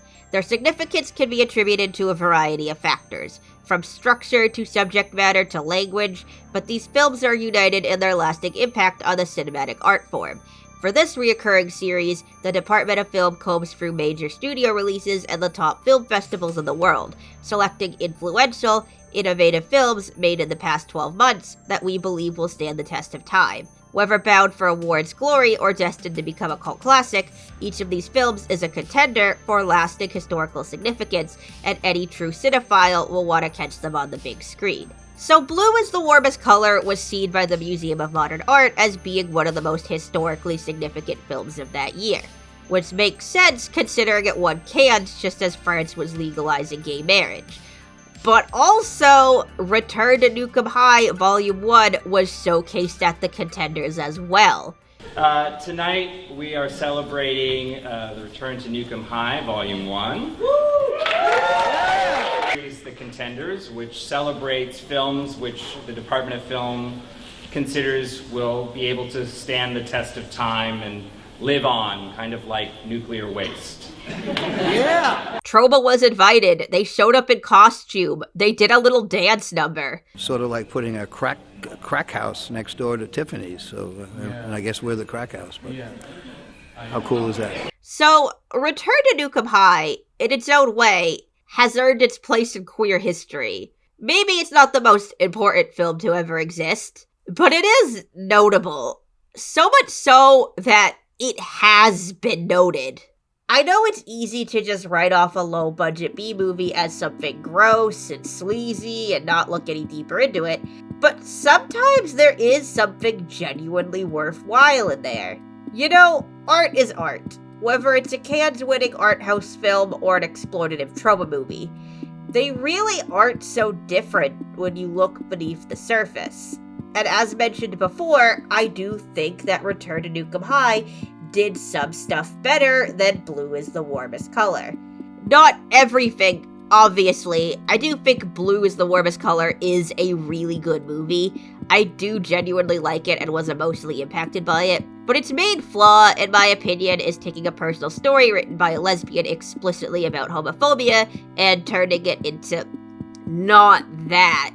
They kept one scene where we see the main character be discriminated against, where her friends suspect she's a lesbian and bully her, and there are some implications that Adele's family and coworkers might not like her being gay, but it's never expanded on. And they even double back on the friends hating Adele by having them come to her birthday party, canceling out the only real scene of homophobia in the whole movie. In the book, Clementine is killed by homophobia. Her friends never stopped hating her, and her parents kick her out of the house, and she gets stressed and sick and dies, and her partner isn't even allowed to get information from her doctor because she's not legally family. The movie version of Blue is so far removed from the original book that the main character's name was changed to Adele, most likely after the actress playing her, and the movie originally changed its title to Life of Adele before eventually putting it back. The movie is more of a character study, and it's a really good character study. Adele is super interesting, and the text is elevated greatly by the performances of the two main leads. I'm glad that they were awarded at Cannes alongside the director. It's just as much their movie as it is his, and would not be nearly as good if it wasn't for them. And I'm not saying that Return to Nuke High is necessarily the best at portraying homophobia, but they do make an effort. The characters have discussions about how they're going to be treated, and if it's better to stay in the closet or not. And we do see them face some genuine discrimination later on, when their friend turns on them and blackmails them, and they're sexualized by the media. And there are even moments that I personally identified with. That Lloyd is questioned why she doesn't want to go on a date with a guy and is asked if she's a lesbian, and she immediately gets defensive, and that Chrissy will sometimes accidentally let her real feelings slip out and then immediately try to cover it up with jokes. Those are things that I did as a closeted teenager in 2013. I saw glimpses of myself in these moments, and then I saw things work out well for these characters. That they fell in love and got to be themselves and didn't have to be afraid anymore. And it made me happy. I had a pretty bad 2023, especially in the latter half, so it was nice that I found these two films at the very end of it. And it was fun spending the beginning of 2024 going down all these rabbit holes, exploring this company with 50 years of history that I didn't even know existed. And maybe Troma isn't for you. You know, obviously I scarred my friend Emily for life by making her watch this. You know, oops. Troma isn't for everyone, and that's totally fine. But there's an entire world of cinema out there, and there are so many hidden gems people don't talk about. The only reason I knew these movies existed was because I was watching interviews for an entirely different franchise, and they happened to come up.